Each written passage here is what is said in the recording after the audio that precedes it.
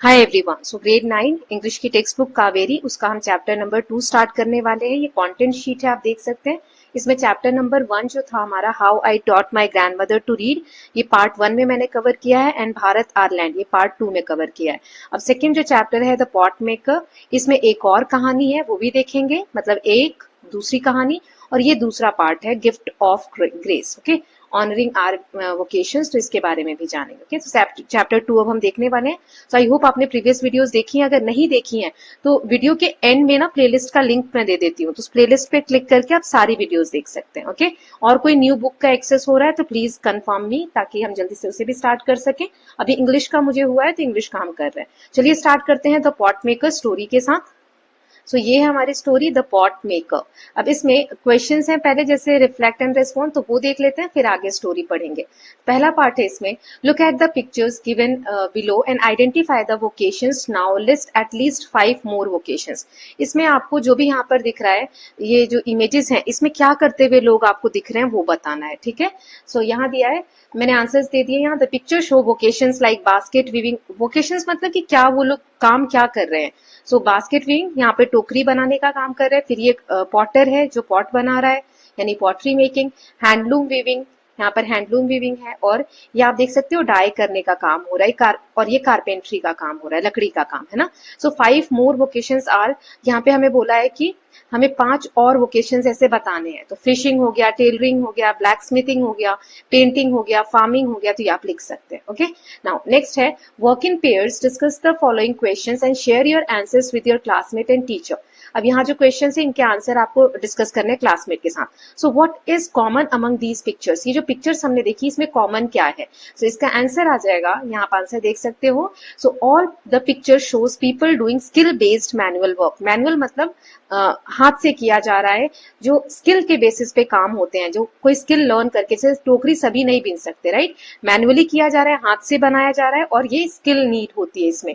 ऐसे ही पॉटरी के काम में भी स्किल नीड होती है, ये बुनकर के काम में भी, बढ़ई के काम में भी, है ना। तो इस सब में स्किल बेस्ड मैनुअल वर्क हो रहा है। और these activities require practice, patience and craftsmanship to produce useful item। इसमें हमें प्रैक्टिस की जरूरत होती है, पेशेंस की जरूरत होती है, देन क्राफ्टमैनशिप की एक जो कला होती है उसमें भी आपको निपुणता लानी होती है, राइट। सो ये सारी एक कॉमन चीजें हमें देखने को मिलती है। सेकंड है, we refer to such skill based work as, ऐसे काम जो स्किल रिक्वायर्ड होते हैं, जिसमें स्किल्स की जरूरत होती है, ऐसे कामों को हम क्या कहते हैं, वोकेशंस। ओके, सो इसे आप फिल कर लेंगे, TIONS, ये रहा, मैंने स्पेलिंग दे दी है यहाँ पर, वोकेशंस। नाउ नेक्स्ट वाला क्वेश्चन है, mention a few differences between handmade and machine made product.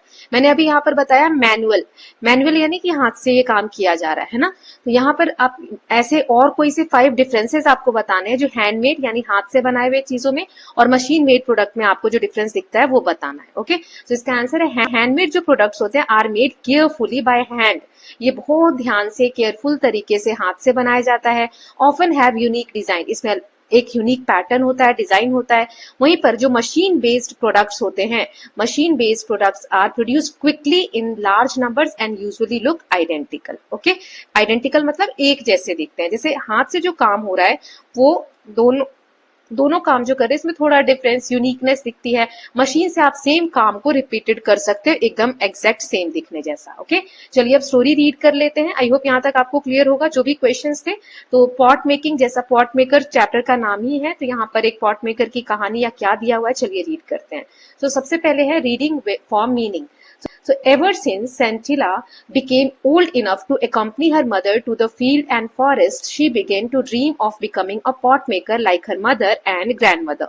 So जब से सेंटिला एक बच्ची है, जब से सेंटिला इतनी बड़ी हुई कि वो अपने माँ के साथ खेतों में और जंगलों में जा सके, तब से वे अपनी मम्मी और अपनी दादी की तरह, यहाँ लिखा है ना ग्रैंड मदर और मदर की तरह, वो क्या बनना चाहती थी, एक पॉट मेकर बनना चाहती थी। ठीक है, मतलब मिट्टी के बर्तन बनने का वो सपना देखती थी। However, एरिनला her mother wanted her to become a weaver, लेकिन जो एरिनला जो है उसकी मम्मी, वो चाहती है कि वो क्या बने, बिकम हर अ वीवर यानी बुनकर बने, बुनाई करने का काम वो जाने। बच्ची क्या चाहती है सेंटिला, कि वो पॉट मेकर बने। ठीक है, लेकिन मम्मी क्या कह रही है कि वो क्या चाहती थी कि वो वीवर बने, है ना, जो बुनाई का काम अभी हमने ऊपर देखा, वो करे, ठीक है। So on days when she managed to stay at home while her parents went to the field, Sentila approached expert potters to learn the skills. अब जिस दिन उसके माता पिता जो है खेतों में चले जाते हैं और वो घर पर रुकती है, she manage to stay at home, मतलब जब वो घर पे रुकती है तो वह जो कुशल, जो सीखे हुए, जो एक्सपर्ट है, ऐसे कुम्हारों के पास जाकर, पॉटर्स यानी कुम्हार जो मिट्टी के बर्तन बनाते हैं, उनके पास जाकर और स्किल सीखती है, कला को सीखने की कोशिश करती है।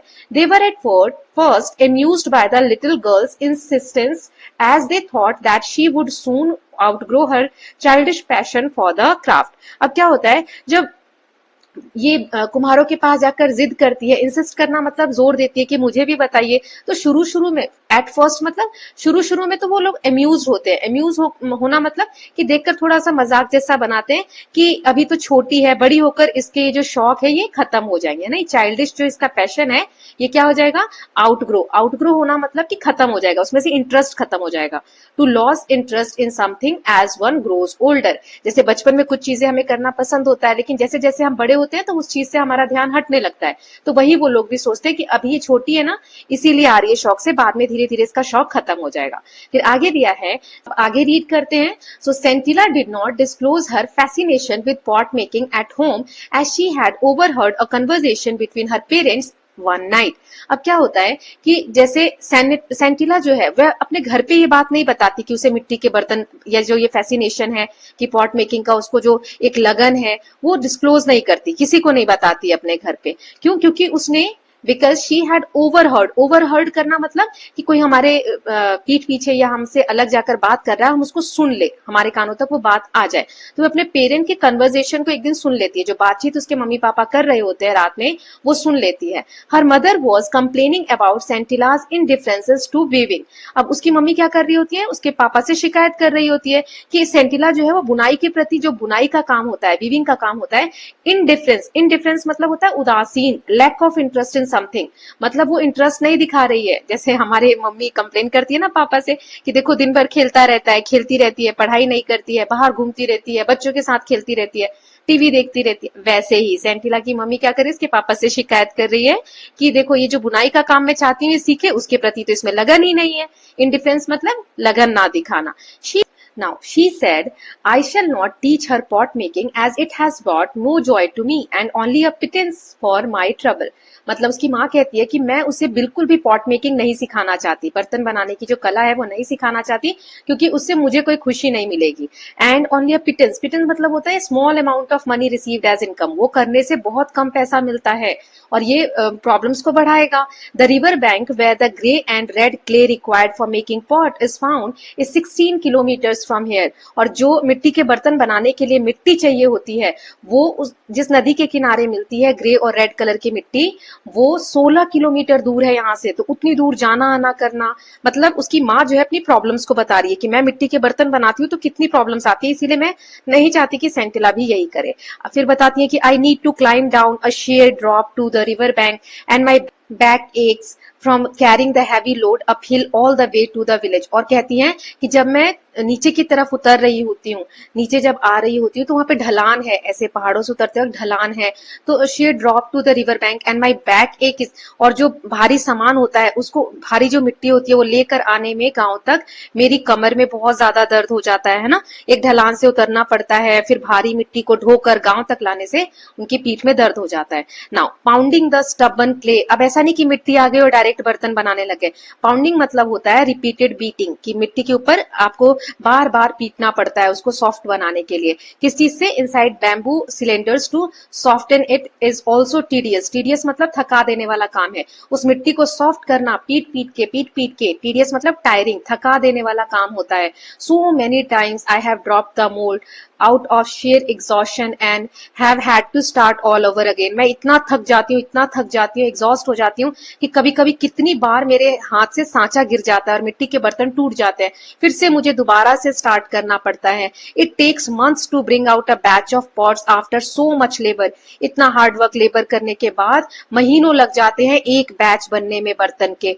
एंड द रिवॉर्ड और रिवॉर्ड बदले में मतलब पैसा क्या मिलता है, अ फ्यू रुपीज, मतलब कुछ ही पैसे मिलते हैं। बट इफ सेंटिला लर्न्स वीविंग, लेकिन अगर वो वीविंग बुनकर का काम सीखेगी, बुनाई का काम सीखेगी, she can make much more money besides providing enough clothes for the family. तो बहुत सारे पैसे, मतलब जो पॉट मेकिंग का काम है उससे तो ज्यादा पैसे कमा पाएगी और घर वालों के लिए भी कपड़े बना पाएगी। फिर आगे लिखा है, weaving is not messy like pot making and can be done indoors in all season.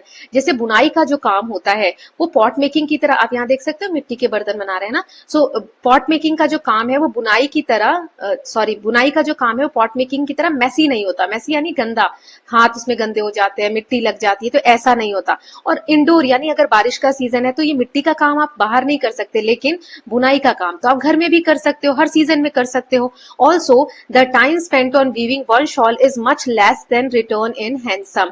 अच्छा, जो एक शॉल, अच्छी शॉल बनाने में जो टाइम लगता है वो बहुत कम है एज कंपेयर टू जो कि आप पॉट मेकिंग के लिए करते हो, है ना। तो उसमें बहुत ज्यादा समय लगता है और इससे पैसे भी ज्यादा मिलते हैं। एक तो टाइम भी कम लगता है शॉल बुनने में जो अच्छा हो, और उससे कमाई भी कैसी होती है, हैंडसम यानी कि अच्छी कमाई हो जाती है। ठीक है, ये देखो सेंटिला देख रही है बर्तन बनाते हुए मिट्टी के। नाउ नेक्स्ट देखते हैं। Sentila continued her visit to watch the potters at work. लेकिन सेंटिला मानने वाली कहाँ थी, वो जितने भी कुम्हार है ना उनको जाया करती थी देखने की कैसे बनाते हैं वो लोग बर्तन। She saw how the clay was mixed with water and pounded her careful, how careful they were when they pushed their left hand into a lump of softened clay and how deftly they rotate the lump as they started giving shape to the rotating clay with a spatula held in the right hand। अब इसका मतलब क्या हुआ कि जब वो देखने जाती है, she saw how the clay was mixed with water, कि जो मिट्टी है उसको कैसे पानी के साथ मिला के उसको सॉफ्ट किया जाता है, उसको पीटा जाता है, पाउंडेड मतलब उस पे बार बार मारा जाता है, फिर कितनी केयरफुल तरीके से जो हाँ अपना लेफ्ट हैंड वो लोग सॉफ्ट जो की हुई मिट्टी है, सॉफ्ट एंड क्ले है, उस मिट्टी में वो लोग हाथ डालते हैं और एक लंप उसमें से लेते हैं सॉफ्ट मिट्टी में से। एंड हाउ डेफ्टली, डेफ्टली मतलब स्किलफुली, ठीक है, कि कितने काबिलियत से, स्किलफुल तरीके से वो रोटेट करते हैं उस लंप को, बर्तन बनाने के लिए शेप देना शुरू करते हैं और रोटेट करना शुरू करते हैं। और जो सीधा हाथ है, उल्टे हाथ से तो मिट्टी को उठाते हैं और राइट हैंड से स्पैक्यूला को होल्ड करते हैं और शेप देते हैं। Regular tap tap of spatula on the clay was music to her ears as she watched in fascination the pot emerging out of a shapeless lump right in front of her eyes।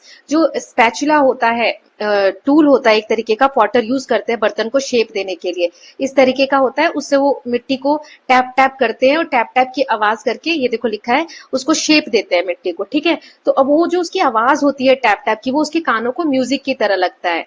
ठीक है, spatula की जो आवाज है उसको music की तरह लगती है और वो बहुत ज्यादा फैसिनेट होती है देखने के लिए कि कैसे एक मिट्टी का एक लंप लिया और उसको शेप देकर उसकी आंखों के सामने कितनी सुंदर चीज बन गई। After 2 or 3 days, the pots would be given to a final touch up to retain the required shape and to test the consistency। फिर 2-3 दिन लगातार उसके बाद क्या होता है कि फाइनल शेप दिया जाता है मिट्टी के बर्तनों को, right. Then only then would the pots be taken out to dry in sun before being loaded onto a kiln। और उसके बाद ही, फाइनल शेप देने के बाद ही क्या किया जाता है, उसको धूप में बाहर लाया जाता है सन में ड्राई करने के लिए। और उसके बाद जो मिट्टी पकाने का जो जगह होता है जहाँ पे आग जलाई जाती है, किल्न बोलते हैं इसको, उसमें in a uniform pattern on a bed of hay and dried bamboo and covered with another layer of some material and then kiln, उसको सन की धूप में लाया जाता है सुखाने के लिए। और जब बर्तन अच्छे से सूख जाते हैं तो उसको भट्टी में, किल्न बोलते हैं, उसमें उसको रख के और पकाया जाता है ना। अब ये भट्टी जो बनती है ये कैसे बनती है, यूनिफॉर्म पैटर्न, एक तरीके से एक लेयर बिछाई जाती है, हे की, ड्राइड बैम्बू जो लकड़ी वगैरह, जो बांस की जो टुकड़े हैं उसको बिछाया जाता है, फिर एक और लेयर रखी जाती है, फिर उसके बाद वो जो भट्टी है तैयार होती है उसमें आग लगाई जाती है और फिर बर्तनों को रखा जाता है, कच्चे बर्तनों को उस पर पकने के लिए। One had to tend the fire carefully as over firing or under firing would ruin the entire batch। लेकिन आग जो जलाई जाती है, टेंड मतलब टेक केयर ऑफ, उस आग का ध्यान रखना पड़ता है क्योंकि अगर आग ज्यादा हो जाएगी तो भी बर्तन खराब हो जाएंगे। अंडर फायर मतलब अगर आग कम रहेगी तो भी जो पूरा बैच है बर्तन का एक बार का बनाया हुआ वो पूरा खराब हो जाएगा। सो एरिनला heard of her daughter's visit but pretended to be ignorant of them। उनकी मम्मी को, जो सेंटिला है उसकी मम्मी को पता तो है कि मेरी बेटी जो है कुम्हार कुम्हारों के पास जाती है देखने की कैसे वो लोग बर्तन बनाते हैं, लेकिन वो इग्नोर कर देती है उस चीज को. By late afternoon Sentila had to return home quickly so that when her mother came back from the field she would be there. और दोपहर के समय उसे जल्दी घर आना होता है सेंटिला को ये सब देख के, क्योंकि उसको लगता है अगर कहीं मेरी मम्मी खेतों से वापस आ गई और मैं घर पे नहीं मिली फिर तो शामत आएगी, तो उसे जल्दी वहां पहुंचना भी होता है. ग्रेजुअली धीरे धीरे Sentila's visit became a topic of village gossip. गांव में अब ये एक बतंगड़ बन गया, लोग बातें बनाने लग गए कि सेंटिला जो है ऐसे जाती है सीखने के लिए. People wondered why Erlina was refusing to teach the skill to her daughter. और लोग वंडर करने लगे, सोचने लगे कि अरे ये क्यों नहीं अपनी बेटी को चाहती है कि ये स्किल सिखाए मिट्टी के बर्तन बनाने का. They were worried that if all pot makers followed suit then there would be no expert potters to take their place. तो उसे ऐसा लगता है, वो लोग डरते हैं कि क्या होगा अगर सब लोग यही जो आजकल चल रहा है फॉलोड सुइट, मतलब कि did the same thing as somebody else has just done. मतलब कोई भी नहीं चाह रहा अपने बच्चों को मिट्टी के बर्तन बनाना सिखाना, तो अगर कोई नहीं बनाएगा तो कोई भी एक्सपर्ट पॉटर नहीं बचेगा, उनका जो काम है आगे की जनरेशन में कैसे बढ़ेगा. So one day Sentila's father Mesoba was summoned by the village council and asked to explain why Erlina was refusing to pass on the skill to her daughter. मतलब गांव के लोगों की जो एक काउंसिल होती है, बैठक होती है, उसमें सेंटिला के पापा को बुलाया जाता है और पूछा जाता है कि क्यों उसकी माँ एर्लिना जो है नहीं चाहती कि अपने बेटी को स्किल ट्रांसफर करे, अगली जनरेशन में भी तो स्किल पास होना चाहिए. सो ही रिप्लाइड, तो फिर उसके पापा क्या रिप्लाई करते हैं, ही replied in a humble tone, बहुत प्यार से कहते हैं अंकल्स एंड एल्डर ब्रदर्स, मतलब बड़े बुजुर्गों को कहते हैं कि चाचा और बड़े भाइयों, Erlina has never said that she will not teach our daughter pot making, कि एर्लिना ऐसा कभी नहीं कहती कि वो हमारी बेटी को मिट्टी के बर्तन बनाना नहीं सिखाएगी. It is only that we wanted her to grow stronger after her illness, मतलब कि हम सिर्फ इतनी सी बात को चाहते हैं कि बीमारी के बाद वे पहले थोड़ा और मजबूत हो जाए. You will soon see Sentila making the best pots in the village. आप जल्दी ही देखेंगे कि सेंटिला सबसे अच्छे पॉट्स बनाना शुरू कर देगी गांव में.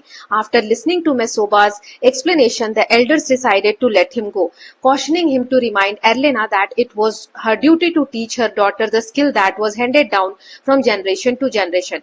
जब मेसोबा का एक्सप्लेनेशन सुनते हैं बुजुर्ग लोग तो वो लोग डिसाइड करते हैं ठीक है तुम जाओ, लेकिन अपनी जो पत्नी है एर्लिना उसको समझा देना कि ये तुम्हारी ड्यूटी है अपनी बेटी को वो स्किल सिखाना जो एक पीढ़ी से दूसरी पीढ़ी, मतलब जनरेशन से जनरेशन जो स्किल हैंडेड डाउन होती है, मतलब पास ऑन होती है, वो सिखाना उसकी ड्यूटी है, तो वो अपनी बेटी को ये स्किल जरूर सिखाए.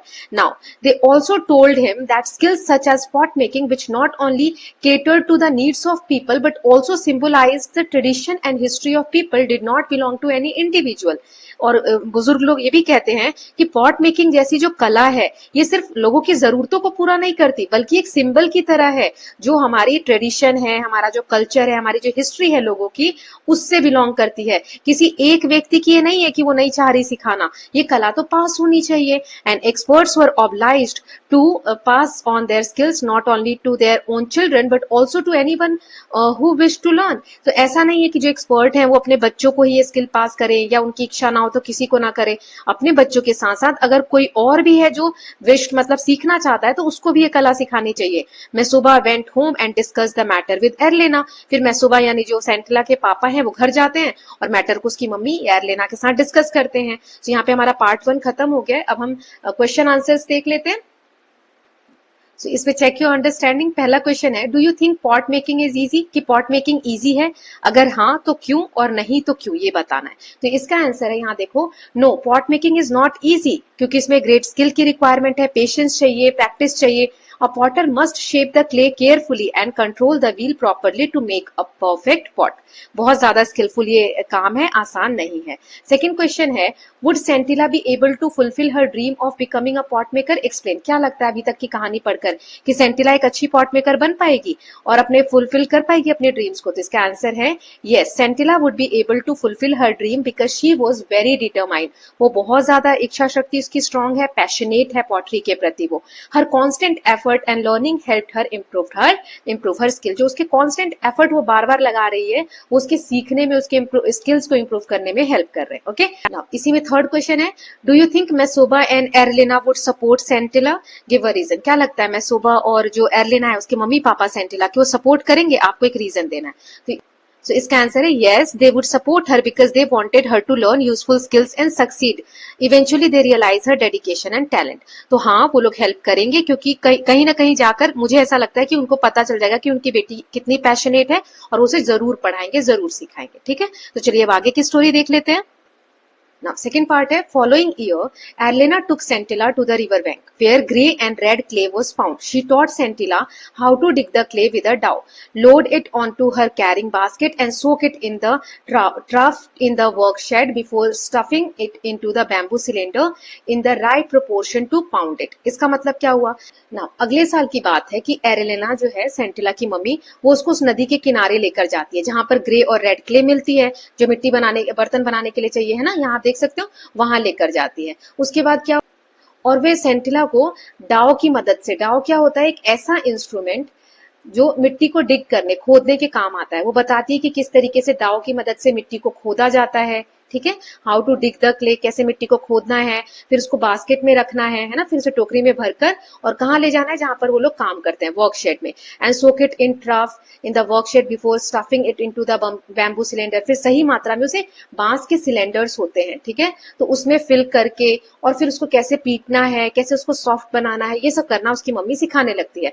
सेंटिला was a quick learner and turn the clay into malleable dough. Malleable हमने पढ़ा था मेटल और नॉन मेटल में। मैलिएबल मतलब होता है ऐसी ability, able to put into thin sheet without breaking और क्रैकिंग। मिट्टी को हम इतनी पतली उस पे अगर पीट रहे हैं उसको बार बार किसी लकड़ी से कुछ से, तो एक शीट जैसा बना देना, वो बीच में से क्रैक नहीं हो रहा है, एक पेपर जैसा, शीट जैसा बना देना। ठीक है, सो सेंटिला वो क्विक लर्नर, वो जल्दी सीख जाती है और मिट्टी को एक मेलिएबल, मुड़ने जैसा, सॉफ्ट एकदम डो जैसा तैयार कर देती है, आटे जैसा। But when she tried her hand eight shaping of the lump into pot, लेकिन जैसे वो मिट्टी तो तैयार करना सीख गई कि कैसे करना है, क्या करना है, मेलिएबल बहुत सॉफ्ट आटे की तरह उसको गूंथ दिया, लेकिन जब उसमें से एक लंप लेने की बारी आई और पॉट बनाने की बारी आई, तब आगे दिया हुआ है, She could not even hold the lump of dough properly. तो उसके जो लंप होता है, एक हाथ में लेना है मिट्टी का टुकड़ा, वो भी वो सही से नहीं ले पाई। डो मतलब आटा। The mother simply sat in a corner and watched the girl try again and again. Mummy उसकी जो है सिर्फ एक कोने में बैठ जाती है और देखती रहती है कि उसकी बेटी कैसे बार बार कोशिश कर रही है। While Scintilla hung her head in shame and frustration, Erlena took over the job and transformed the lump into a beautiful pot. अब सेंटिला को शर्म आने लगती है कि वो इतना भी काम नहीं कर पाई, अपना सिर नीचे शर्म से झुका लेती है, फ्रस्ट्रेट हो जाती है। तो इतने में उसकी मम्मी आती है एर्लेना और उस काम को संभाल लेती है और जो लंप था मिट्टी का उसको एक सुंदर से पॉट में बदल देती है। These sessions continued for almost a year but Sentila was unable to learn anything from her mother. पूरे एक साल तक ये चीजें चलती रहती है, उसकी मम्मी कोशिश करती है सिखाने की, लेकिन वो नहीं कर पाती है। ठीक है, वो अपनी मम्मी से कुछ भी नहीं सीख पाती।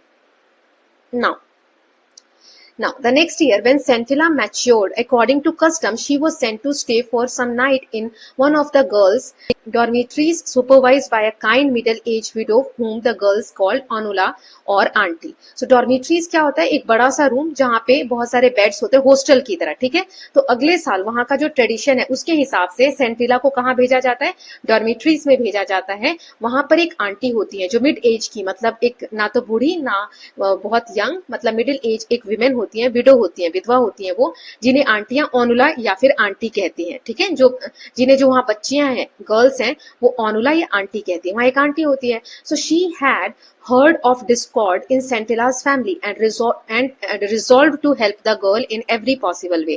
अब वो जो आंटी होती है ना, उनको पता होता है, उन्होंने सुना होता है कि आखिर सेंटिला के घर में क्या डिस्कॉर्ड मतलब क्या झगड़ा लड़ाई चल रही है, कि ये मिट्टी के बर्तन बनाना चाहती है, इसकी मम्मी हेल्प नहीं करना चाहती, राइट। तो वो सोचती है मैं इस झगड़े को ना रिजॉल्व कर दूंगी, मतलब हेयर डिटरमाइंड, यहाँ पे डिटरमाइंड वो निश्चय कर लेती है कि इसको खत्म करना है, ठीक है, रिजॉल्व कर देना है।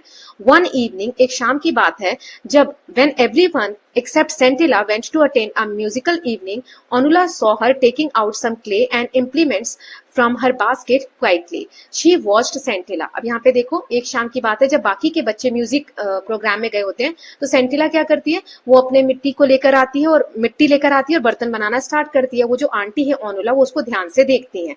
आगे clumsy efforts to make a pot and noticed that Scintilla was too tensed, और वो देखती है कि वो बनाने की कोशिश तो कर रही है लेकिन वो जो सेंटिला है बहुत ज्यादा टेंशन में है, वो बना ही नहीं पा रही है। एज ए रिजल्ट इसकी वजह से क्या हो रहा है, टेंशन की वजह से क्ले जो है it seems unable and unwilling to yield the right shape, जिसकी वजह से मिट्टी का सही से शेप नहीं आ पा रहा है। ठीक है, so when Sentila wearily let the misshapen lump fall flat on the ground, Onula went to her and said, "Don't worry, little one. I shall teach you how to make a perfect pot." तो उसके बाद क्या होता है कि सेंटिला ने एक मिट्टी के बर्तन को शेप दिया, वियरली यानी टायर्डली मतलब बहुत थक के कैसे भी कोशिश करके एक बनाया टेढ़ा मेढ़ा बर्तन उसने, लेकिन वो गलती से गिर गया। ठीक है, ग्राउंड पे गिर गया। इतने में जो ओनुला है आंटी है वो उसकी हेल्प के लिए आई और कहा कि तुम घबराओ मत, मैं तुम्हें I shall teach you how to make a perfect pot, मैं तुम्हें सुंदर सुंदर pot banana सिखाऊंगी।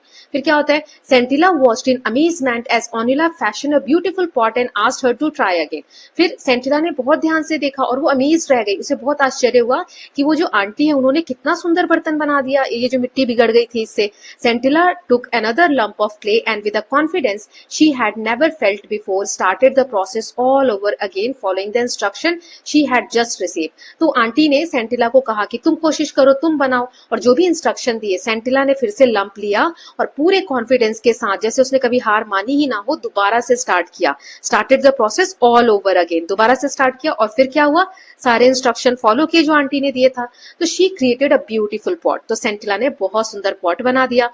When it was done she sat there admiring her work but Onula said, अब जब उसने मिट्टी का खूबसूरत सा बर्तन बना लिया तो उसे तो बहुत सुंदर लग रहा था, वो बैठ के निहार रही थी, लेकिन आंटी ने क्या बोला कि ये जो तुमने बर्तन बनाया ना, the mouth of the pot is all wrong, उसका जो ये जो तुमने ऊपर वाला मुंह बनाया है ये अच्छा नहीं है। Sentila looked at Onula in frustration who smiled and said, मतलब सेंटिला गुस्से से देखती है, फ्रस्ट्रेट होकर देखती है कि मैंने इतनी प्यार से बनाया और कह रही अच्छा नहीं है। तो फिर कहते हैं when you work with your mother next time watch her carefully when she is shaping the mouth of the pot. तो ओनुला आंटी उसे प्यार से समझाती है कि टेंशन मत लो, जब नेक्स्ट टाइम तुम अपनी मम्मी को काम करते हुए देखोगी ना तो केयरफुली ऑब्जर्व करना कि वो जो मिट्टी का मुंह जब बनाती है तो कैसे उसको शेप देती हैं। You are quick learner and you will do well, तुम बहुत जल्दी सीख जाती हो कोई भी चीज, तो तुम अगर ध्यान से देखोगी तो तुम जरूर सीख जाओगी। आगे पढ़ते हैं।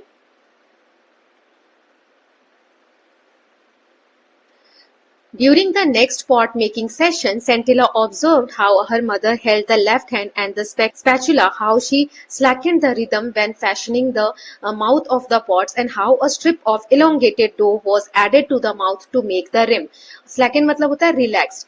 जब उसने देखा अगली बार अपनी मम्मी को काम करते हुए तो उसने मम्मी को ध्यान से देखा, उसने देखा कि उसकी मम्मी कैसे जो बर्तन का मुंह है उसको स्पैचुला की मदद से शेप दे रही हैं, रिलैक्स होकर एक रिदम से उसको बना रही है ना माउथ को, और एक मिट्टी का अलग से स्ट्रिप लेती हैं, एलोंगेटेड मतलब लंबा सा एक मिट्टी का ऐसे टुकड़ा लेती हैं और उसको फिर माउथ पे ऐसे राउंड करके रखती हैं, फिर शेप देती हैं, right. Then on a bright sunny day, फिर क्या होता है इतना सब देखने के बाद, रिम बनाने के बाद कैसे बन रहा है मुंह जो है पॉट का, सब देखने के बाद एक दिन क्या होता है, ब्राइट सनी डे मतलब एक बहुत तेज धूप निकली है, सनी दिन है। Erlena told Sentila that they should try to make as many pots as they could, otherwise they would not have enough days of sunshine to dry them. तो कहती कि आज धूप अच्छी निकली हुई है, आज हम जितने ज्यादा पॉसिबल हो उतने पॉट हमें बना लेने चाहिए, क्योंकि फिर इतनी अच्छी सनशाइन धूप हमें नहीं मिलेगी कि बर्तन हमारे ड्राई हो सके, सूख सके। So they went to shed quite early to begin, इसीलिए वो शेड जहां पे मिट्टी के बर्तन बनाते हैं ना वहां पर जल्दी चले गए। As usual Erlena completed a batch quickly, Erlena ने मतलब सेंटिला की मम्मी ने जल्दी से एक बैच बना लिया और फिर सेंटिला से कहा टू टेक ओवर, अब तुम बनाओ। Complaining that she had a headache and a backache, she went out telling Sentila to try and make as many pots as she could. अब वो सिर दर्द का बहाना करके, बैकएक का, पीठ दर्द का बहाना करके और फिर चली जाती है बाहर और कहती है कि तुम कोशिश करो जितने ज्यादा पॉट्स बना सकती हो बनाओ। Sentila was surprised and reluctantly began to beat the dough in perfect coordination with her left hand. फिर उसके बाद वो सरप्राइज होती है और अपने काम शुरू कर देती है। जैसे उसने देखा मम्मी को कि लेफ्ट हैंड से वो शेप देती है, वो भी शेप देना परफेक्ट कोऑर्डिनेशन के साथ मिट्टी के बर्तन बनाना शुरू करती है। Now, before long, she realized that pot was ready. She started on the next one, and like a sprinter who had suddenly found momentum, she continued making pot after pot with the same speed and dexterity dexterity that she had noticed in her mother's hand. अब क्या होता है, momentum मतलब driving force, जिस लगन से वो काम कर रही होती है उस स्पीड में वो एक के बाद एक पॉट बनाती चली जाती है उसी स्पीड के साथ, और डेक्सटेरिटी मतलब स्किल, उसी स्किल के साथ, उसी निपुणता के साथ जैसे उसकी मम्मी बना रही थी. Finally when she looked at her row of pots she saw that she had made just one shot of her mother's tally. उसने जब उस लाइन पे ध्यान दिया जहां वो बर्तन बना बना के जमा कर रही थी तो उसने देखा उसने उतने ही बना दिए हैं. टैली मतलब काउंटिंग ऑफ पॉट्स है ना, जो काउंटिंग है, जितने उसकी मम्मी ने बनाए थे उतने वो भी बना चुकी है. एग्जॉस्टेड फ्रॉम द लेबर, अब वो थक गई थी काम कर करके. She decided to go into the house and join her mother for lunch. वो डिसाइड करती है मैं घर के अंदर जा रही हूँ, मैं मम्मी को लंच में ज्वाइन करूंगी, मतलब लंच करूंगी. When she reach the threshold मतलब एंट्रेंस ऑफ अ रूम, जहां पे उसको जाना था उस रूम के जब एंट्रेंस पे वो पहुंचती है, she found her mother lying on the floor. वो देखती है कि उसकी मम्मी जमीन पे पड़ी हुई है. शी वॉज नॉट ब्रीदिंग, और वो सांस भी नहीं ले रही है. Sentila ran towards the common area in the village for help. वो गांव के एरिया में भागती हुई जाती है कि मेरी मम्मी को बचा लो, हेल्प के लिए जाती है ना. So the villager raced to the house and sent for Mesoba. और उसके बाद जो गांव के लोग हैं वो घर की तरफ भागते हैं और फिर मेसोबा जो उसके पापा हैं सेंटिला के, उसके पास भेजा जाता है किसी को. When Erlena's body was being carried out of the house the next morning, Santilla ran after it shouting, "Mother, I did not wish it to happen this way. It simply came to me." मतलब जब उसकी mummy को ले जाया जा रहा होता है, आई एम गेटिंग इमोशनल. सो जब उसकी मम्मी को ले जाया जा रहा होता है क्योंकि उनकी डेथ हो जाती है, तो फिर सेंटिला जो है वो बहुत ज्यादा दुखी हो जाती है और चिल्लाती है, शाउट करती है कि मम्मी मैं ऐसा कभी नहीं चाहती थी कि मैं आपको दुखी करूं, इस तरीके से मैं आपको परेशान नहीं करना चाहती थी. प्लीज फॉरगिव मी, मुझे माफ कर दो, जो आप नहीं चाहती थी मैंने वही किया. Those who heard her did not understand what she meant except for Onila. Onila जो थी, जो आंटी थी, वो बुजुर्ग जिसने सेंटिला को सिखाया था, सिर्फ वो समझ पा रही थी कि आखिर सेंटिला क्या कहना चाह रही है, बाकी कोई कुछ नहीं समझ पा रहा था. इसका मतलब क्या है, वो आंटी क्या समझ रही थी कि उसकी मम्मी ने देख भी नहीं पाई कि मेरी बेटी ने कितना अच्छा जो है वो क्रिएट कर दिया, मतलब सीख गई है मेरी बेटी अच्छी से, है ना. लेकिन ये जो मोमेंट है ना इस कहानी में, क्या दिखा रहा है इस मोमेंट के थ्रू कि एक पीढ़ी, अब जो सेंटिला है वो एक नई कुम्हार या नई मिट्टी बनाने वाले के रूप में अब एक जनरेशन में आ चुकी है. तो उसकी मम्मी का जाना मतलब पिछली जनरेशन अब पीछे रह गई है और उसने पास ऑन कर दिया अपने स्किल को आगे आने वाली जनरेशन के लिए. ठीक है. She intuitively sensed that something moments had happened. Intuitively मतलब कि बेस्ड ऑन फीलिंग, उसको अंदर से अंतर्ज्ञान मतलब अंदर से उसको फीलिंग आ रही थी कि उस मोमेंटस मतलब ग्रेट सिग्निफिकेंस, कुछ बड़ा हुआ है, कुछ बड़ी चीजें हुई है. On her way back, Onila noticed that the door to the workshed was slightly ajar. Ajar मतलब क्या होता है? क्या होता है धीरे से खुलना. जैसे गेट को हम थोड़ा सा खुला छोड़ देते हैं ना, खिड़की को या गेट को, दरवाजे को, तो उसी को कहा जा रहा है कि ओनिला देखती है कि जो शेड का दरवाजा है जहां पे मिट्टी के बर्तन बने हैं वो थोड़ा सा, वो जो गेट है वो थोड़ा सा ओपन है. Out of curiosity she stepped inside and abruptly stopped in her tracks. Two neat rows of newly made pots stood side by side. और फिर वो जो गेट खुला हुआ है उसके अंदर जब वो जाकर देखती है, ओनिला वो जो बुजुर्ग महिला है जिसने सेंटिला को सिखाया है, वो देखती है 2 रो इस तरीके से पॉट्स के बने हुए रखे हुए हैं. She could find nothing to tell one batch from the other. She was sure that it was not the handiwork of one person alone. वो कुछ भी डिफरेंस नहीं बता पा रही थी, दोनों पॉट एक जैसे लग रहे थे, है ना. वो ऐसा नहीं बता पा रही थी कि एक व्यक्ति का है कि दोनों ने किया है. Then Onila stood there for a long time as if trying to absorb new phenomenon. New phenomenon मतलब unusual incident. ये जो इंसिडेंट हुआ था उसको फील करना चाहती थी, अपने अंदर समाना चाहती थी कि आखिर यहाँ पर हुआ क्या है. ओनिला वहां पर काफी देर तक खड़ी रही जैसे कि वह किसी नई और अनोखी जो घटना हुई है, ये फिनोमिनन मतलब होता है अनयूजुअल इंसिडेंट, जो कोई ऐसा एक इंसिडेंट हुआ है उसको अपने अंदर समझने की कोशिश कर रही है कि आखिर हुआ क्या. Slowly she walked away from this place of wonder as she considered it to be. जैसे कि उसे लग रहा था कि ये जगह जो है, ये स्थान जो है बहुत एक अद्भुत जगह है, वंडर जगह है. तो वो वहां से धीरे धीरे जाने लगी और उस जगह को वो अद्भुत जगह मान रही थी. क्यों? बिकॉज शी बिलीव दैट, उसको ऐसा लग रहा था that she had just witnessed profound revelation मतलब कि प्रोफाउंड मतलब पावरफुल और रेवलेशन मतलब रियलाइजेशन का एक मूवमेंट। जब रियलाइज हुआ तो उसने देखा कि उसे एक विटनेस हुआ है, एक प्रोफाउंड बहुत पावरफुल एक मूवमेंट हुआ है जो उसने समझा। In the two batches of still moist pot standing side by side in perfect symmetry inside the shade. उसने देखा कि दो लाइन ऐसे बिल्कुल सिमेट्री के साथ, बिल्कुल लाइन से एक जैसे दोनों पॉट गीले हैं फिर भी खड़े हैं, है ना, एक जगह ऐसे लाइन से खड़े हैं, कोई नहीं गिर रहा, कुछ भी नहीं हो रहा। तो इस कार्यशाला में जो पॉट्स दिख रहे हैं ये बिल्कुल बराबर हैं, अभी भी गीले हैं दोनों समूह के बर्तन। उसे देखकर ये एहसास हुआ कि एक क्या हुआ है, a new pot maker was born, एक नई कुम्हार का जन्म हुआ है। एक कुम्हार गई है तो वो अपने जैसी दूसरी कुम्हार को जन्म देकर गई है। ठीक है, ये आप देख सकते हो, इस घटना के बारे में यहाँ लिखा गया है। ओके, ये जो कहानी है तंसुला आओ ने लिखी है। ये एक छोटा सा वर्जन है, मतलब एवरेज मतलब छोटा सा संक्षिप्त वर्जन है ओरिजिनल स्टोरी का। पूरी जो कहानी है उसका एक छोटा सा पार्ट यहाँ पर दिया हुआ है। सो आई होप ये स्टोरी आपको क्लियर होगी। कैसी लगी आप लोगों को स्टोरी प्लीज बताइएगा। अब हम इसकी एक्सरसाइज देख लेंगे, है ना। एक बार और आप इमेजेस वगैरह के थ्रू स्टोरी को रिवाइज कर लीजिए कि सेंटिला एक बच्ची है, उसे मिट्टी के बर्तन बनाना पसंद है, लेकिन उसकी मम्मी बिल्कुल नहीं चाहती कि वो मिट्टी के बर्तन बनाए। राइट, क्यों? क्योंकि उसमें बहुत मेहनत होती है। वो चाहती है उसकी बेटी बुनकर बने, बुनाई का काम करे। फिर गांव के लोग बैठक करते हैं, उसके पापा को बुलाते हैं और बताते हैं कि क्यों नहीं सिखा रहे, तुम्हें सिखाना चाहिए, है ना, ये तो सबको पास ऑन करनी चाहिए। फिर उसकी मम्मी उसको सिखाना शुरू करती है, 1 साल मेहनत करती है, उसको कुछ समझ नहीं आता। फिर वो डॉर्मेट्री में जाती है, एक हॉस्टल होता है, वहां आंटी ओनिला उसको देखती हैं। फिर वो कहती है मैं तुम्हें सिखाऊंगी। फिर वो सीखती है लेकिन मुंह सही से नहीं बनाती। फिर कहती है नेक्स्ट टाइम आप अपनी मम्मी को नोट करना कि वो कैसे बनाते हैं। फिर वो अपनी मम्मी को नोट करती है और जब उसकी मम्मी उसको काम देकर अंदर सिर दर्द और कमर दर्द का बहाना करके जाती है और जो पॉट बनाए होते हैं उसके बाद वो अंदर जाती है लंच के लिए ज्वाइन करने, तो देखती है उसकी मम्मी गिरी हुई है।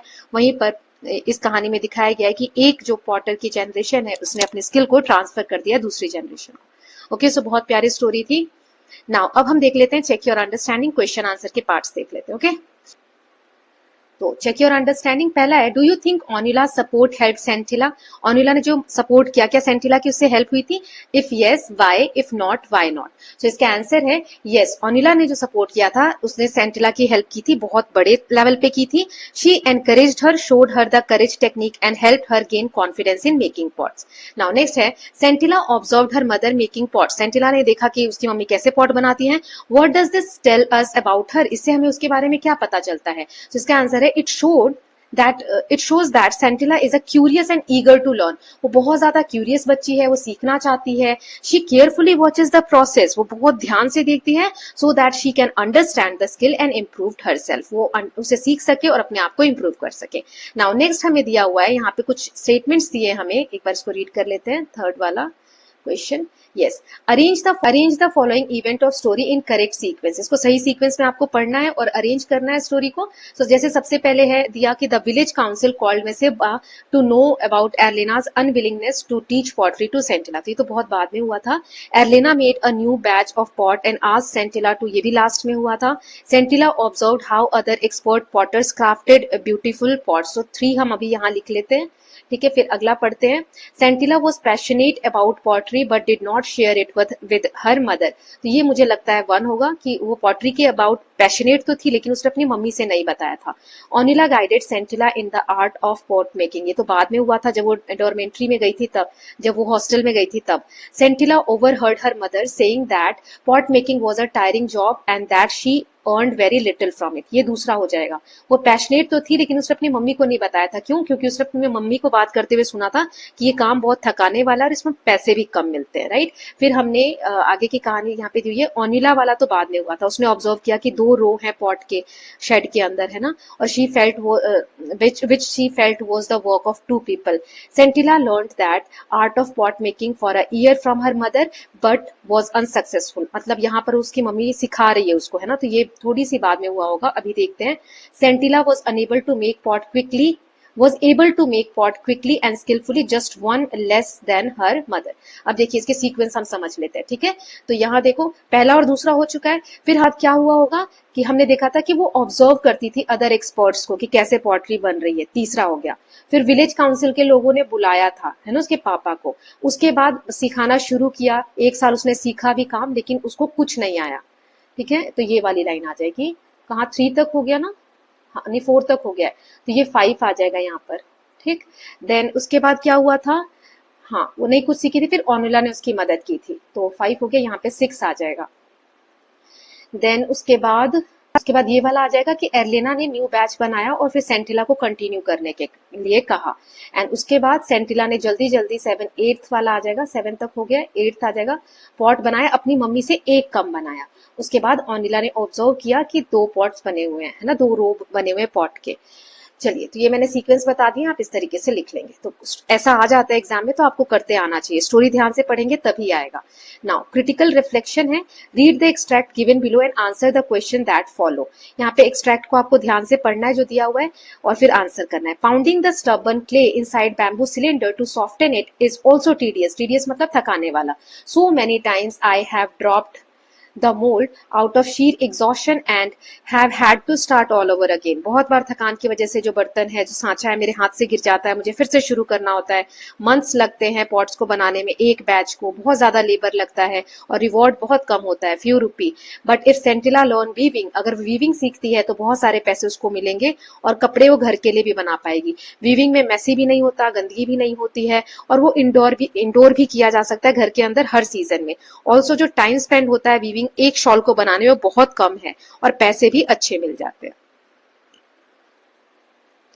तो इसके आंसर देख लेते हैं। Choose the correct reason for the given assertion. यहाँ जो असर्शन दिया है, effort in making pot is far greater than the return, तो इसका आंसर क्या हो जाएगा? आंसर यहाँ साथ के साथ में दिखाते चलती हूँ। असर्शन है कि एफर्ट जो लगता है पॉट मेकिंग में वो बहुत ज्यादा है as compare to its return. तो इसका रीजन कौन सा सही है? तो इसका रीजन है ये वाला, the process of pot making is quite टायरसम and long and one hardly earn much, और इससे पैसे बहुत कम मिलते हैं। ठीक है, तो ये वाला रीजन सही है, इसीलिए इसमें रिटर्न जो है कम मिलता है। नाउ सेकंड क्वेश्चन है, why does Erlina want Sentila to learn weaving. अब एर्लिना क्यों चाहती थी कि सेंटिला जो है वो बुनाई का काम सीखे और पॉटरी का ना सीखे? तो इसका आंसर देखते हैं।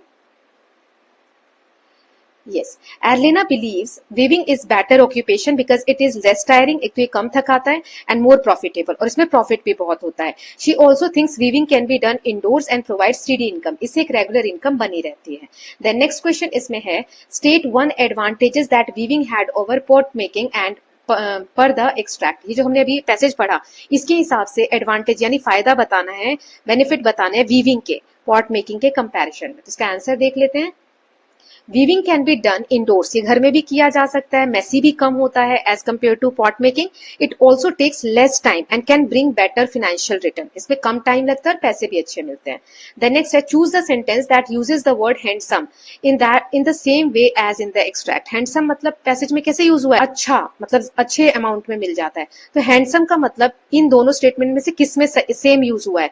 My father is a handsome man, they will make a handsome profit, तो इस वाले में यूज हुआ है। हैंडसम प्रॉफिट मतलब अच्छा प्रॉफिट हो जाएगा उनको। यहाँ जो हैंडसम का मतलब है वो सुंदरता से है। ठीक है, एंड द रिवॉर्ड और क्वेश्चन मार्क, तो ये जो लाइन है, what is the author's purpose of using a question mark here, यहाँ पे क्वेश्चन मार्क ऑथर ने क्यों यूज किया है ये दिखा।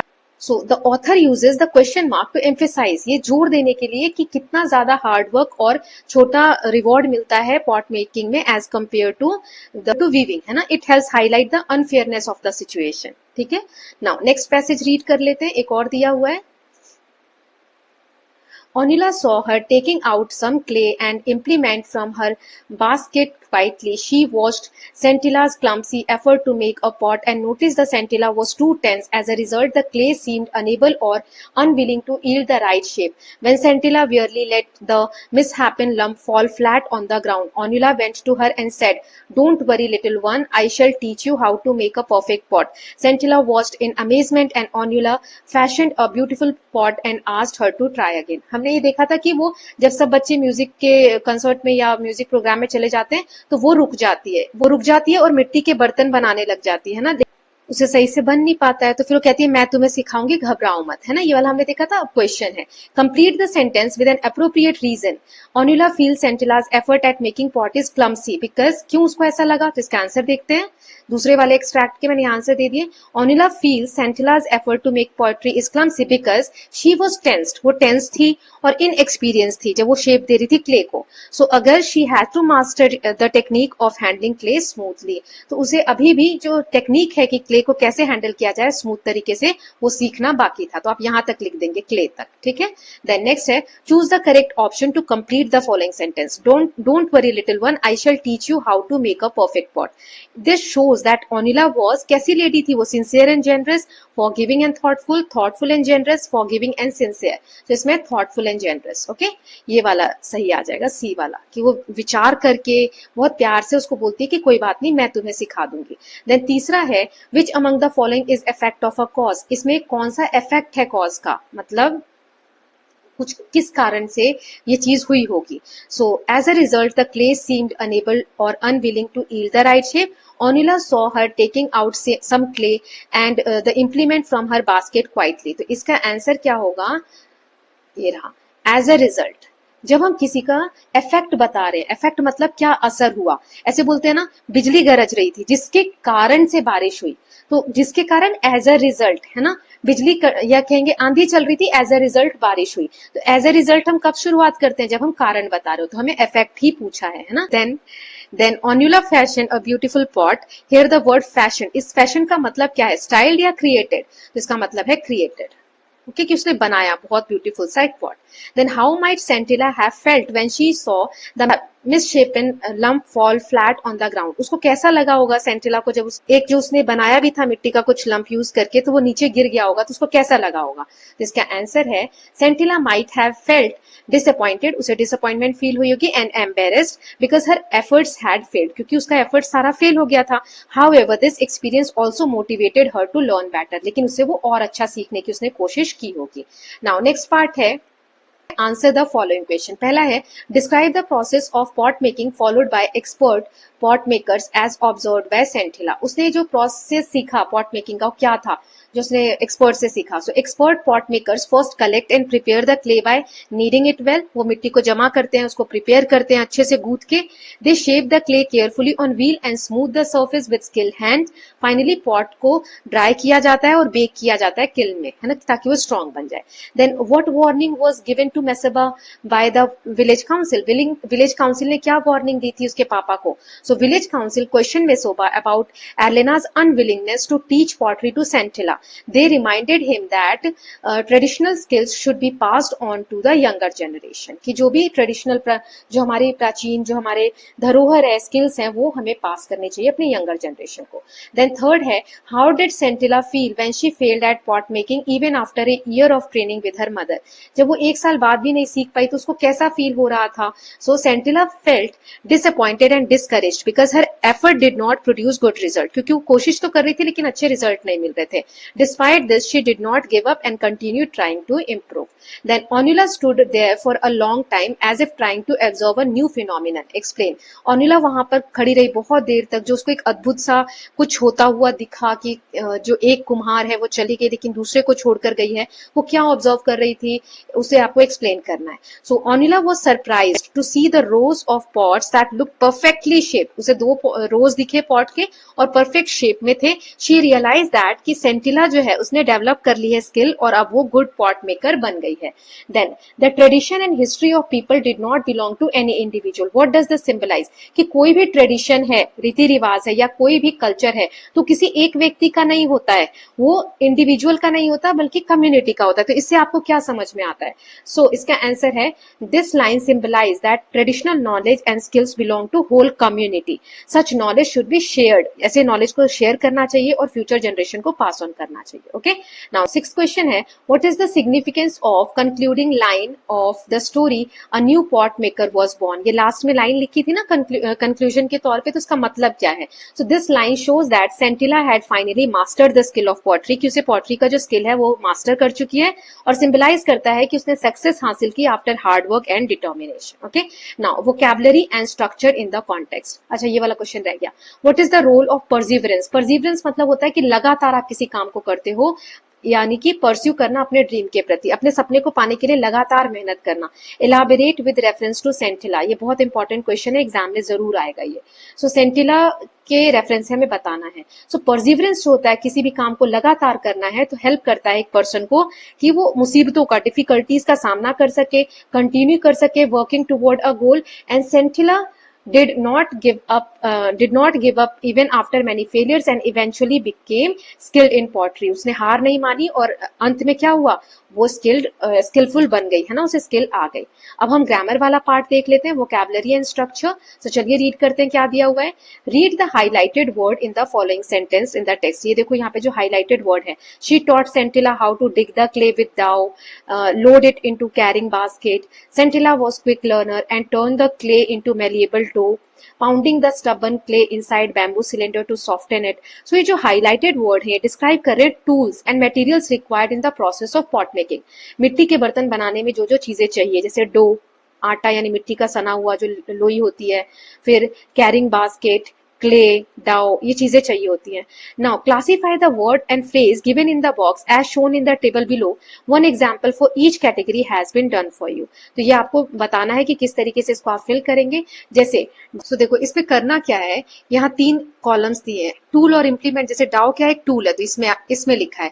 रॉ मटेरियल मतलब जो सामान लगता है, तो डो क्या है, रॉ मटेरियल, तो इसमें लिखा है। और प्रोसेस, पाउंडिंग मतलब पीटा जाता है, तो वो इसमें प्रोसेस है, तो यहाँ आएगा। तो इसको हम नाम दे देते हैं 1 2 3। तो जिसके ऊपर 1 लिखूंगी वो इधर आएंगे, 2 ये इधर आएंगे और 3 इधर आएंगे, ठीक है। सो डाउ 1, फिर है स्पैचुला, ये 2 मतलब ये 1 वाले में ही आएगा। देन बास्केट, ये भी 1 वाले में आएगा। और सिलेंडर्स, ये भी 1 वाले में आएगा, ठीक है। अब रॉ मटेरियल में क्ले, ये 2 में आएगा। देन डो, ये 2 में आएगा। देन बैम्बू, ये भी 2 में आएगा। और बेड ऑफ हे, ये भी 2 में आएगा। अब जो बच गए, किल्न जो है यानी भट्टी, वो प्रोसेस में उसमें हम पकाते हैं, तो यहाँ आएगा 3। रोटेटिंग, शेपिंग, ठीक है। और कौन सा रह गया, पाउंडिंग, ये सारे इस वाले रूम में आएंगे। नाउ नेक्स्ट है, now the use of the following words in the text. Notice the use of following words in the text. अभी आगे एक टेक्स्ट दिया है, उसमें पिटेंस, रुपीज, रिवॉर्ड, रिटर्न, ये हमने पढ़ा था चैप्टर में। So these words related to livelihood and economic aspect that are crucial for any enterprise, business and vocation। किसी भी काम के लिए, किसी भी enterprise, business के लिए economic यानी जो अर्थ से रिलेटेड, पैसे से रिलेटेड चीजें, वो बहुत जरूरी होती हैं। तो ये वर्ड उसी को दिखाते हैं ना। हमने देखा था कि पिटेंस मतलब क्या होता है, बहुत कम पैसे उसमें मिलते हैं, राइट। ये सब चीजें हमने पढ़ी थी। नाउ आगे इसी बेसिस पे दिया हुआ है, work in pairs and find the meaning of the following word related to economy. You may refer to the dictionary, ठीक है। तो ये जो वर्ड है, bankrupt, then credit, currency, debt, fiscal, inflation, investment, interest, इनके आपको मीनिंग लिखने हैं और फिर कंप्लीट भी करना है स्टेटमेंट को, ठीक है। तो इसको कैसे करेंगे, जैसे पहला है बैंकरप्ट। तो बैंकरप्ट एक ऐसा व्यक्ति जो या बिजनेस जो कि अपने कर्ज को चुका ना सके, जिसके पास पैसा ना बचा हो, ठीक है। जैसे the company went bankrupt after suffering heavy losses. Company जो है दिवालिया घोषित हो गई, उसके सारे जो लॉस है बहुत ज्यादा हो गए हैं, ठीक है। फिर है दूसरा क्रेडिट। क्रेडिट मतलब the ability to borrow money or obtain goods now and pay later, मतलब कर्ज एक कह सकते हैं कि अभी हमने लिया और बाद में हम उसको पे कर देंगे। तो इसे सेंटेंस देख लेते हैं, she bought a laptop on credit and will pay the money next month. Then currency, currency मतलब पैसा, the system of money used in country, the Indian currency is rupee, हमारी करेंसी क्या है, रूपी। देन डेब्ट यानी कर्जा, money that someone owes to another person or bank, ठीक है। सेंटेंस है, he worked hard to repay his debt to the bank. Then fiscal यानी पैसे से related to government taxes and financial policies, जो गवर्नमेंट पॉलिसीज बनाती है, पैसों से रिलेटेड टैक्सेस जो होते हैं उसको कहते हैं। जैसे government announced a new fiscal policy to improve the economy. Inflation यानी महंगाई, ठीक है। So a rise in price of goods and services over time, जो प्राइजेस बढ़ते हैं सामान के समय के साथ साथ, उसे कहते हैं inflation. So rise in the price of goods and services. Sentence है, ड्यू टू इन्फ्लेशन मतलब महंगाई के कारण prices of food items have increase, जो प्राइस है फूड आइटम्स के वो इंक्रीज हो गए हैं, ठीक है। इन्वेस्टमेंट मतलब होता है निवेश करना, पैसा कहीं पे इन्वेस्ट करना। So putting money into something to earn profit in future, पैसा हम कहीं इन्वेस्ट करते हैं तो इसी उम्मीद में करते हैं कि आगे हमको प्रॉफिट होगा। सेंटेंस है, she made an investment in small business. Then है इंटरेस्ट, इंटरेस्ट यानी ब्याज, इंटरेस्ट यानी ब्याज, the extra money paid for borrowing or earn or saving, ठीक है। तो bank gives interest on the money kept in saving account. Now next question देखते हैं। आई होप ये आपको क्लियर होगा, ये वर्ड्स आपको आने चाहिए बेटा। नाउ नेक्स्ट क्वेश्चन है, read the following sentences from the text, the main clause has been underlined and subordinate clause has been circled. यहाँ पर क्लॉजेस के बारे में बताया गया है। क्लॉजेस के ऊपर ऑलरेडी मैं वीडियो बना चुकी हूँ, यहाँ पर भी थोड़ा बहुत समझा दूंगी। क्लॉजेस क्या होते हैं? पार्ट ऑफ सेंटेंस होते हैं। जैसे दो टाइप के क्लॉज की बात की गई है, एक होता है मेन क्लॉज, एक होता है सबऑर्डिनेट क्लॉज। तो यहाँ जो मेन क्लॉज है उसके नीचे अंडरलाइन है और ये जो सर्कल है इसे हम सबऑर्डिनेट क्लॉज कहते हैं। मेन क्लॉज क्या होते हैं? जिसमें कंप्लीट सेंटेंस बन रहा हो, सब्जेक्ट भी हो, वर्ब भी हो, राइट। जैसे शी रियलाइज्ड, उसे रियलाइज हुआ, उसे एहसास हुआ, ठीक है। अब पॉट वाज रेडी, मटका बना हुआ था, तो ये सबऑर्डिनेट क्लॉज है, ये इस पे डिपेंडेंट है अपने मीनिंग के लिए। मतलब इसका रेफरेंस क्या है सेंटेंस में, इसके लिए इस वाले मेन क्लॉज पे डिपेंडेंट है। उसे एहसास हुआ कि मटका रेडी है। She intuitively sensed that moments had happened, कि कुछ समथिंग मोमेंटस हैड हैपेंड, उसे ऐसा कुछ सेंस हुआ, उसे ऐसा फील हुआ, ठीक, कि कुछ ऐसा हुआ है। तो सबऑर्डिनेट क्लॉज क्या होता है? दैट एक्ट लाइक नाउन, जो नाउन की तरह एक्ट करते हो उन्हें हम नाउन क्लॉज कहते हैं। ऐसे सबऑर्डिनेट क्लॉज जो नाउन की तरह, संज्ञा की तरह एक्ट करते हो उसे हम क्या कहते हैं? नाउन क्लॉजेस कहते हैं। तो सबसे पहले मेन क्लॉज होता क्या है थोड़ा सा समझ लेते हैं। यहाँ मैंने नोट्स दिया है, ये आपकी बुक में नहीं है। मेन क्लॉज, तो main clause is a group of words that has a subject and a verb and can make a complete sentence by itself. So main clause ऐसे ग्रुप ऑफ वर्ड्स होते हैं जिसमें subject भी हो, verb भी हो और इसका एक कंप्लीट सेंस बनता हो। जैसे शी मेड अ पॉट, ये क्या है? ये क्या है? मेन क्लॉज है। इसमें पता चल रहा है कि उसने मटका बनाया। नाउ सबऑर्डिनेट क्लॉज क्या होते हैं? ऐसे क्लॉज जो जिसमें सब्जेक्ट है और वर्ब तो है, लेकिन इनका मीनिंग ये अकेले अपने मीनिंग को कन्वे नहीं कर सकते। इट गिव्स एक्स्ट्रा इंफॉर्मेशन, इसमें एक्स्ट्रा इंफॉर्मेशन मिलती है और ये डिपेंड होते हैं मेन क्लॉज पे अपने एग्जीक्यूशन के लिए, अपने मीनिंग के लिए। जैसे विच वॉज वेरी ब्यूटीफुल, जो कि बहुत सुंदर था। तो जो कि क्या सुंदर था, किसके बारे में बात हो रही है? तो कोई ना कोई मेन यहाँ पर बात होगी, उससे ये रिलेटेड है ना। तो इसीलिए इसको सबऑर्डिनेट क्लॉज कहते हैं। ऐसे सबऑर्डिनेट क्लॉज जिसमें नाउन के रिलेटेड बात हो रही हो, जैसे कि यहाँ पे बताया गया है, ये देखो subordinate clause that acts like noun, noun की तरह जो एक्ट करे उसे हम नाउन क्लॉज कहते हैं। तो जैसे यहाँ एग्जाम्पल और एक्सरसाइज दी गई है इस बेसिस पे, चलिए इसको सॉल्व कर लेते हैं। So complete the following sentences with suitable noun clause. The elders emphasise that poetry should be taught to the younger generation. So यहाँ पर ये वाला क्या है? सबऑर्डिनेट नाउन क्लॉज है। Then Masoba explained why Elena had refused to teach Scintilla. Then Onila's promise was that she would teach Scintilla how to make a perfect pot. Scintilla observed her mother carefully when she was shaping the mouth of the pot, which showed her great skill. Then the kiln where the pots were fired required careful attention to prevent over or under firing. ये इस तरीके से fill करेंगे आप। Now next है, यहाँ हमें sentence को रीड करना है और मेन क्लॉज को अंडरलाइन करना है, सबऑर्डिनेट क्लॉज को सर्कल करना है। जैसे Elena took Sentila to river bank, यहाँ तक अपने आप में एक सेंटेंस पूरा कंप्लीट हो रहा है कि एलेना सेंटिला को लेकर रिवर बैंक के पास गई, तो ये मेन क्लॉज है। मैंने सर्कल नहीं किया, ये जो मैंने ब्रैकेट बनाया है इसके अंदर ये क्या है? सबऑर्डिनेट क्लॉज है। Where the grey and red clay was found, where जहां पर ग्रे और रेड मिट्टी मिलती है, तो कहां पर किसकी बात हो रही है? वो इसके लिए इस पे डिपेंडेंट है ना, वो रिवर बैंक जहां पर सेंटिला को लेकर गई उसकी मम्मी, इसीलिए ये क्या है? सबऑर्डिनेट क्लॉज है। ऐसे शी स्टार्टेड, सेकेंड वाले में she started on the next one, तो ये मेन क्लॉज है।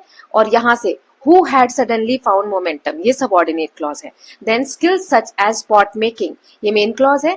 And which not only cater to the need of people, ये subordinate clause है। Okay, now next जो question है उससे पहले यहाँ पर समझ लेते हैं कि एडजेक्टिवल या रिलेटिव क्लॉज क्या होता है, इसके ऊपर एक शॉर्ट नोट देख लेते हैं। सो एडजेक्टिव या फिर जो रिलेटिव क्लॉज है, क्लॉज होते हैं, ये ग्रुप ऑफ वर्ड्स होते हैं जो नाउन को डिस्क्राइब करते हैं। एडजेक्टिव यानी विशेषण, विशेषण जो किसी शब्द की विशेषता बताते हो, है ना। तो जैसे कोई नाउन है, सिटी, मान लो सिटी नाउन है, अब मैं बोलूं this is a beautiful city, तो ब्यूटीफुल क्या हो गया? विशेषण हो गया, है ना। सो ऐसे क्लॉज जो नाउन की विशेषता बताते हो मेन सेंटेंस में, जस्ट लाइक एन एडजेक्टिव, तो उसे हम क्या कहते हैं? रिलेटिव क्लॉज या एडजेक्टिवल क्लॉज, ठीक है। It usually begins with the word, ये कैसे शुरू होते हैं? Who, which, that, where, whose यहाँ से शुरू होते हैं. एग्जाम्पल, द गर्ल क्या है, नाउन है. अब इसके बारे में आगे बात हो रही है, हु मेक स्पॉट, तो हु से स्टार्ट हो रहा है. देखो तो ये क्या हो गया, रिलेटिव या adjectival clause. Okay, so the girl who make spot is Senthila. So here who makes spot, ये जो लाइन है ये क्या है, किसी नाउन यानी कि गर्ल के बारे में बता रहा है. so ये क्या है, रिलेटिव या फिर एडजेक्टिवल क्लॉज. ओके, यही आगे यहाँ पर क्वेश्चन में आपको दिया हुआ था, ये मैंने समझा दिया है. So subordinate clause that act like adjective and give further description of the noun, जो नाउन के बारे में और ज्यादा डिटेल में बता रहा हो, is in the main clause were called adjectival या रिलेटिव क्लॉज. अब यहाँ क्वेश्चन फिल करने हैं. So सेंटिला whose determination was strong practiced the craft diligently. Then the village council where the elders gathered sought an explanation for Erlena's reluctance. Then the potter's hand, which was skilled and steady, shaped the clay into beautiful creation.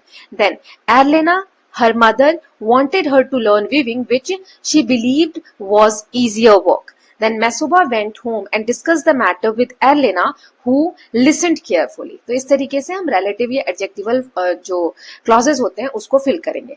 Now next यहाँ पे दिया हुआ है determiners. So determiners क्या होते हैं? Read the highlighted words in the following lines from the text. जैसे Onila saw her taking out some clay, make as many pot as they could, did not belong to any individual.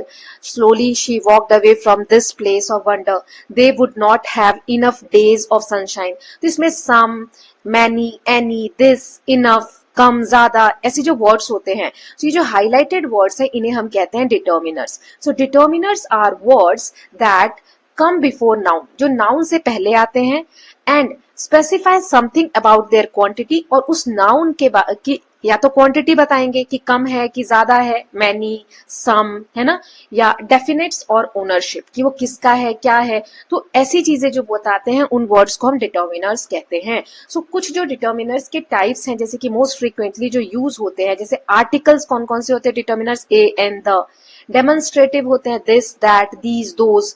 फिर my, our, your, his, her, its, their, ones. Possessive मतलब ये बताता है कि ये चीज किससे बिलोंग करती है, ये मेरी है, ये हमारी है, ये आपकी है ना. फिर डेफिनेट नंबर्स बताते हैं, numerals 1 2 3.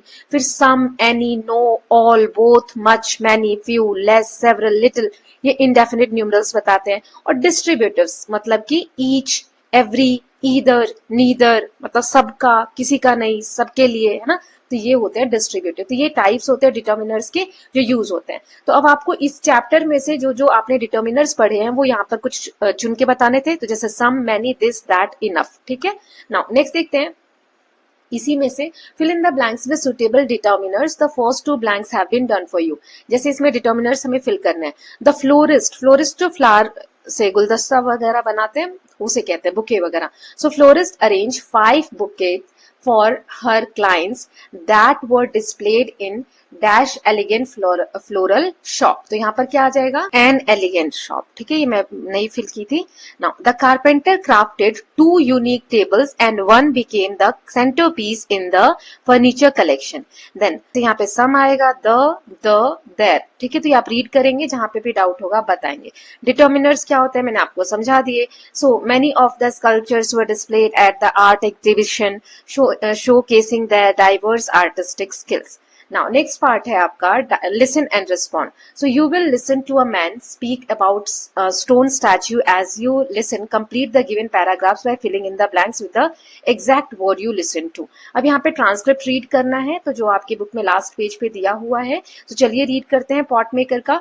You will listen to a man speaking about, ये हमने रीड कर लिया. यहाँ से Hello everyone, let me share what a stone statue is. अब ये हमें बता रहे कि स्टोन स्टैच्यू जो पत्थर से बनी हुई मूर्ति होती है उसके बारे में. Well, it is a statue made with stone. ये स्टोन से बना होता है. Usually by carving or assembling to form a visually interesting 3-dimensional shape. ये 3D शेप बनाता है. और इसमें क्या होता है, जो स्टोन होता है उसको यूजुअली कार्व किया जाता है. कार्व मतलब कि पत्थर को काट के बनाया जाता है, या फिर पत्थर 2-4 मतलब कुछ पार्ट्स को असेंबल करके साथ में जोड़कर बनाया जाता है. You see since early civilisation stone has been used in architectural sculpture on the outside of the building. आपने देखा होगा बहुत सारी बिल्डिंग्स के बाहर पत्थरों को काट के के स्कल्पचर्स, मूर्तियां वगैरह बनाई जाती हैं। ये प्राचीन समय से चला आ रहा है। Nowadays it is mostly used for making stone sculpture. आजकल जो है स्टोन स्कल्पचर बनाने के लिए हम ये से यूज करते हैं, पहले बिल्डिंग्स के बाहर भी बनाया करते थे। We can find evidence that even the earliest society, पहले की जो सोसाइटी थी, in some form of stone work, mostly in India, Egypt, Iran, Greece, यहाँ पर भी हमें एविडेंस देखने को मिलते हैं। However some of the most fascinating and mesmerizing evidence of stone sculpture can be found only in India. I mean it when I say this because you will definitely find evidence of stone monuments across the country. हमारे देश में बहुत ज्यादा mesmerizing form में या fascinating, बहुत ज्यादा अच्छा दिखने वाला आपको स्कल्पचर या कह सकते हैं ऐसे एविडेंसेस हैं जो कि बहुत ही अद्भुत है। अब आगे दिया हुआ है, अब आगे हमें यहाँ पर स्टेप्स बताए गए हैं कि स्टोन स्टैच्यू बनाने के लिए क्या क्या होता है। 6 करेक्ट स्टेप्स हैं। So what is involved in making a stone sculpture? Stone sculpture बनाने के लिए कौन कौन से स्टेप दिए हुए हैं? Quite obviously it all begins with choosing the stone. सबसे पहले स्टोन को चुनना है फर्स्ट ऑफ ऑल। उसके बाद फर्स्ट स्टेप क्या है? Sculpture chooses a stone according to the needful weight and dimension of the statue. कितना बड़ा स्टैच्यू बनाना है, कितना वेट का बनाना है, उस हिसाब से पहला स्टेप क्या हो गया कि पत्थर चुना जाता है ना, choose a stone. Then when a sculptor carves a stone, he she begins by removing large unwanted portion of the stone. फिर पत्थर की छटाई शुरू हो जाती है, जो पार्ट नहीं चाहिए उसको रिमूव करना शुरू हो जाता है। It is after this that the craft of beginning out the imagined shape from the block of stone begin. इसके बाद ही जो शेप चाहिए वो क्राफ्ट करना शुरू हो जाता है। Different tools are use to do this. इसको करने के लिए बहुत अलग अलग टूल्स चाहिए होते हैं। However, this isn't all. सिर्फ इतना ही नहीं, you see that fully dimensional form is created for the first time in stone itself as the sculptor removes material, sketches on the block of stone and develops the work along way. The statue is then detached from the block of stone and sculpture refined it with the finishing touches. पत्थर में ही पहले काट काट के बनाया जाता है, फिर उसको उसमें से रिमूव किया जाता है, फिर फिनिशिंग टच दिया जाता है। I am sure that whenever you look at a stone statue next, you will appreciate the work and skill more. अब आगे आप कभी भी इस तरीके के स्टैच्यूज देखेंगे जैसे यहाँ पे दिया हुआ है तो आप इस वर्क को अप्रिशिएट करेंगे। ठीक है, अब ये फिल इन द ब्लैंक से फिल करना है। A statue is carved to create a shape that is life like, मतलब जो जीवंत दिखे। Among the many things stone is used for making stone statue is one of them. India has some of the most beautiful stone sculpture as is obvious from its many stone monuments across the countries. Now इसमें हमें 9 steps दिए हुए हैं तो 6 हमें correct steps find out करने और sequence बताना है। ओके, जैसे पहला क्या है इसमें कि चूज द स्टोन, पहले स्टोन चुनेंगे, फिर डिफरेंट टूल्स चुनेंगे, है ना, फिर इसके बाद अनवांटेड जो लार्ज पोर्शन है उनको हटाएंगे, फिर फोर्थ में है begin carving from the centre, फिर इमेजिन शेप पे वर्क करेंगे, फिर जो क्रिएशन है उसको रिफाइन करेंगे। राइट, तो ये स्टेप्स हमने पढ़े थे। नाउ नेक्स्ट पार्ट है speaking activity. So work in pairs, choose 2 characters from the story. जैसे सेंटिला है, एक और कोई कैरेक्टर ले लो, एर्लिना का, मेसुबा का, ऑन्युला का और अ विलेज एल्डर। अब आपको प्रिपेयर करना है to speak from the chosen character perspective based on information from the story and understanding of the intention of that character.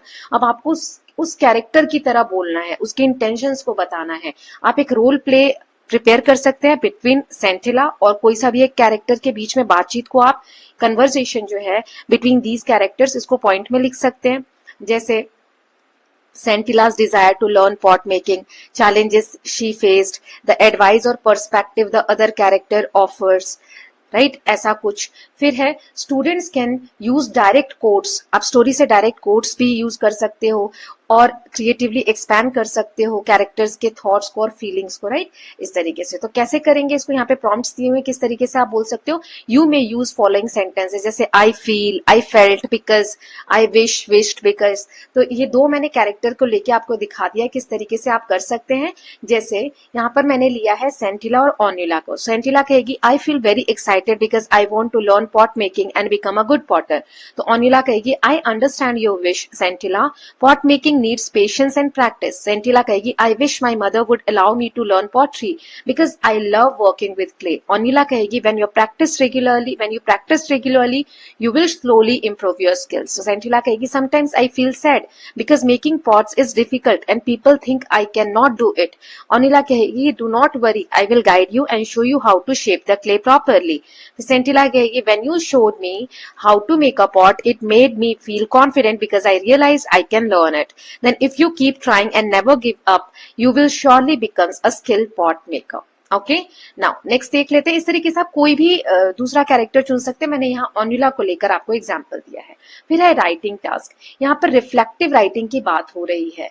So identifying skills and passion. Reflective writing क्या होती है? ये encourage करते हैं इंट्रोस्पेक्ट करना और thoughtful exploration of personal experience. आप अपने एक्सपीरियंस को थॉटफुल तरीके से एक्सप्लोर करते हैं कि आपके स्किल्स क्या है, आपके एस्पिरेशंस क्या हैं। It helps individuals gain deeper insight into themself. आप अपने आप को और गहराई तक जान पाते हैं। And their goals through structure reflection. इसको एक स्ट्रक्चर वे में लिखकर आप अपने बारे में और अच्छे से जान सकते हैं। So follow the steps given below to create a write up about your skills and passion. आप अपने स्किल्स और पैशन के बारे में ये स्टेप्स को फॉलो करके आगे लिख सकते हैं कुछ भी। तो जैसे इंट्रोडक्शन में आप क्या लिखेंगे? यहाँ आप रिफ्लेक्ट करेंगे your passion and skills you currently possess और are developing. Consider why these activities और interest are meaningful and enjoyable to you. कि आप ये जो स्किल है आपका जो पैशन है वो क्यों आप के अंदर डेवलप हो रहा है, क्यों चाहते हैं वो सीखना, ठीक है। और ये जो एक्टिविटीज हैं ये आपको कैसे खुशी पहुंचाती है। Describing skill. आपकी जो स्किल है, डिस्क्राइब स्पेसिफिक एक्टिविटीज और practice you engage to nurture your skill.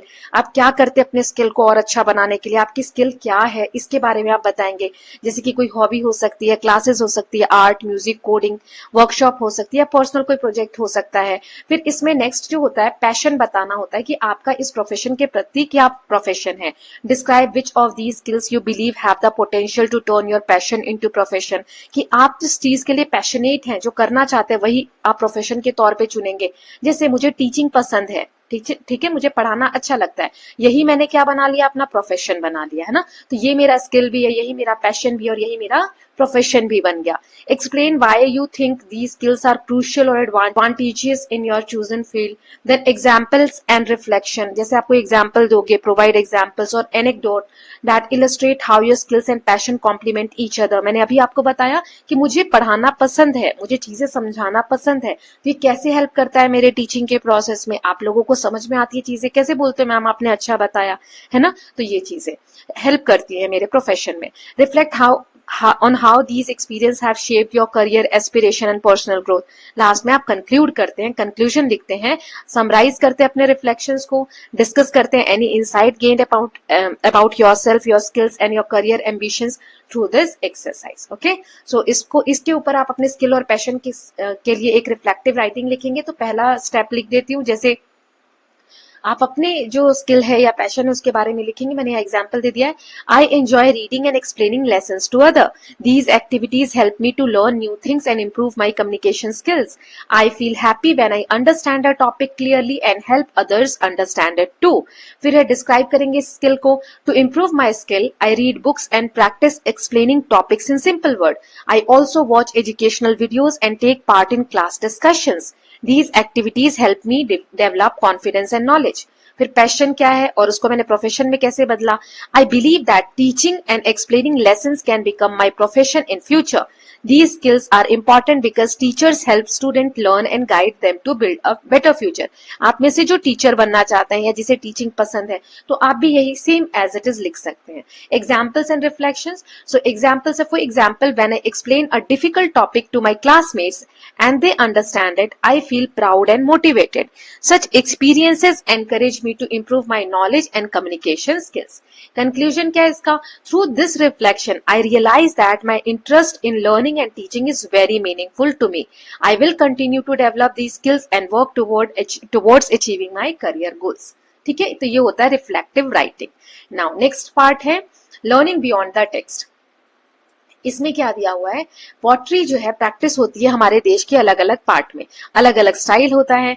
Find out about the different style of indigenous. Indigenous मतलब उस जगह से शुरुआत हुई हो जिस पॉटरी की, जिस भी रीजन की बात हो रही है या other region of your country, some notable key style, जैसे ये नाम दिए हुए हैं इस तरीके की पॉटरी के यहाँ पिक्चर्स दिए हुए हैं।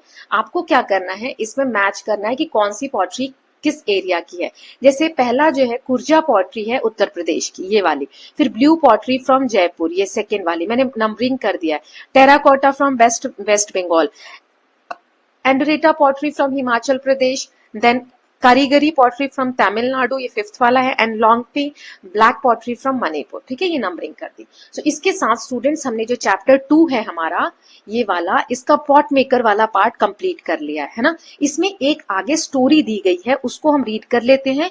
फिर नेक्स्ट हम देखेंगे गिफ्ट्स ऑफ ग्रेस, ये हम सेकेंड पार्ट में देख लेंगे इस चैप्टर के। मतलब हर चैप्टर के दो दो पार्ट्स बन रहे हैं ना, तो ये दोनों का बना दिया है। अब इसका हम सिर्फ एक स्टोरी दी गई है उसको रीड कर लेते हैं, फिर आगे हम नेक्स्ट जो गिफ्ट ऑफ ग्रेस है वो पढ़ेंगे। ओके, सो चलिए देख लेते हैं स्टोरी को पहले। You must have read stories in English and in your own language about the value of handicraft and art. अपनी भाषा में, इंग्लिश में बहुत सी स्टोरीज ऐसी सुनी होगी जिसमें हाथ से बनाई हुई चीजों का, आर्ट का बहुत वैल्यू होता है। रीड द स्टोरी क्वालिटी, यहाँ पर एक स्टोरी दी गई है जिसका नाम है क्वालिटी। ये किसने लिखी है? John Galsworthy. Write its review and make a presentation highlighting the decline of traditional craft and skills versus industrialisation and mass produce goods. तो इसमें आप स्टोरी को रीड करेंगे और इसका रिव्यू लिखेंगे आप, है ना। एक प्रेजेंटेशन इसमें हाईलाइट करेंगे आप कि कैसे जो ट्रेडिशनल क्राफ्ट है, कोई भी जो प्राचीन समय से ट्रेडिशन चला आ रहा है, जो हाथ से बनाई हुई चीजें हैं या कोई स्किल है, वो कम होती जा रही है, डिक्लाइन हो रही है। और इंडस्ट्रीज, जो इंडस्ट्री में सामान बन रहे हैं मास लेवल पे, मतलब बड़े लेवल पे चीजें प्रोड्यूस हो रही हैं, वो बढ़ता चला जा रहा है। ठीक है, सो क्वालिटी स्टोरी है। चलिए रीड करते हैं। I knew him from the days of my extreme youth because he made my father's boot. मैं अपनी बहुत छोटी सी उम्र से जानता था उसे, क्योंकि वह मेरे पिता के बूट्स बनाता था, यानी जूते बनाया करता था। ही lived with his elder brother in his shop. वो अपने बड़े भाई के साथ दुकान में रहता था, which was in a small by street in fashionable part of London. ये जो शॉप है ये एक छोटी सी गली में दुकान है, वहां पर वो रहा करता था। The shop had a certain quite distinction, there was no sign upon it other than the name of Gessler brothers. मतलब उसकी जो दुकान थी एक बहुत शांत जगह पर थी, शांत थी और एक अलग तरीके की वहां एक गरिमा हम कह सकते हैं कि थी। लेकिन दुकान पर कोई बड़ा साइन बोर्ड नहीं लगा हुआ था, सिर्फ वहां पर लिखा हुआ था Gesslers brothers and in the window a few pairs of boots. मतलब जो वहां खिड़की थी ना, उसमें कुछ जूते टंगे हुए थे या जूते रखे हुए थे। He made only what was ordered and what he made never failed to fit. मतलब वो सिर्फ उतने ही जूते बनाता था लगभग जितने के उसे ऑर्डर मिलते थे, और जो भी जूते वो बनाता था कभी भी फिटिंग में वो फेल नहीं होते थे, मतलब बिल्कुल फिट होते थे। To make boots such boots as he made seem to me then and still seems to me mysterious and wonderful. वो जो जूते बनाता था वो मुझे तब भी और आज भी ऐसे लगता है कि रहस्यमयी है, मिस्टीरियस है, रहस्य कोई छुपा हुआ है, और बहुत ही अद्भुत जूते हुआ करते थे। I remember when my shy remarks one day while stretching out to him my youthful foot। मतलब वह, उसे याद है कि एक दिन उसने शर्माते हुए उससे पूछा कि जब मैं अपना पैर आगे बढ़ाकर उसे नाप दे रहा था, मतलब जब वो अपना पैर आगे कर रहा था, स्ट्रेच आउट मतलब बाहर की तरफ निकाला नाप देने के लिए, तो उसने बोला isn't it awfully hard to do mister Gessler. तो पूछता है कि क्या ये थोड़ा कठिन काम नहीं है करना जो आप कर रहे हैं। And his answer given me a sudden smile from out of the redness of his beard. It is an art. मतलब कि उसने अपनी दाढ़ी से मुस्कुराते हुए कहा कि ये क्या है, एक आर्ट है, एक कला है। It was not possible to go to him very often, his boots lasted terribly having something beyond the temporary, some essence of the boot stitched into them। मतलब उसके पास बार बार जाना पॉसिबल नहीं हो पाता था। क्यों?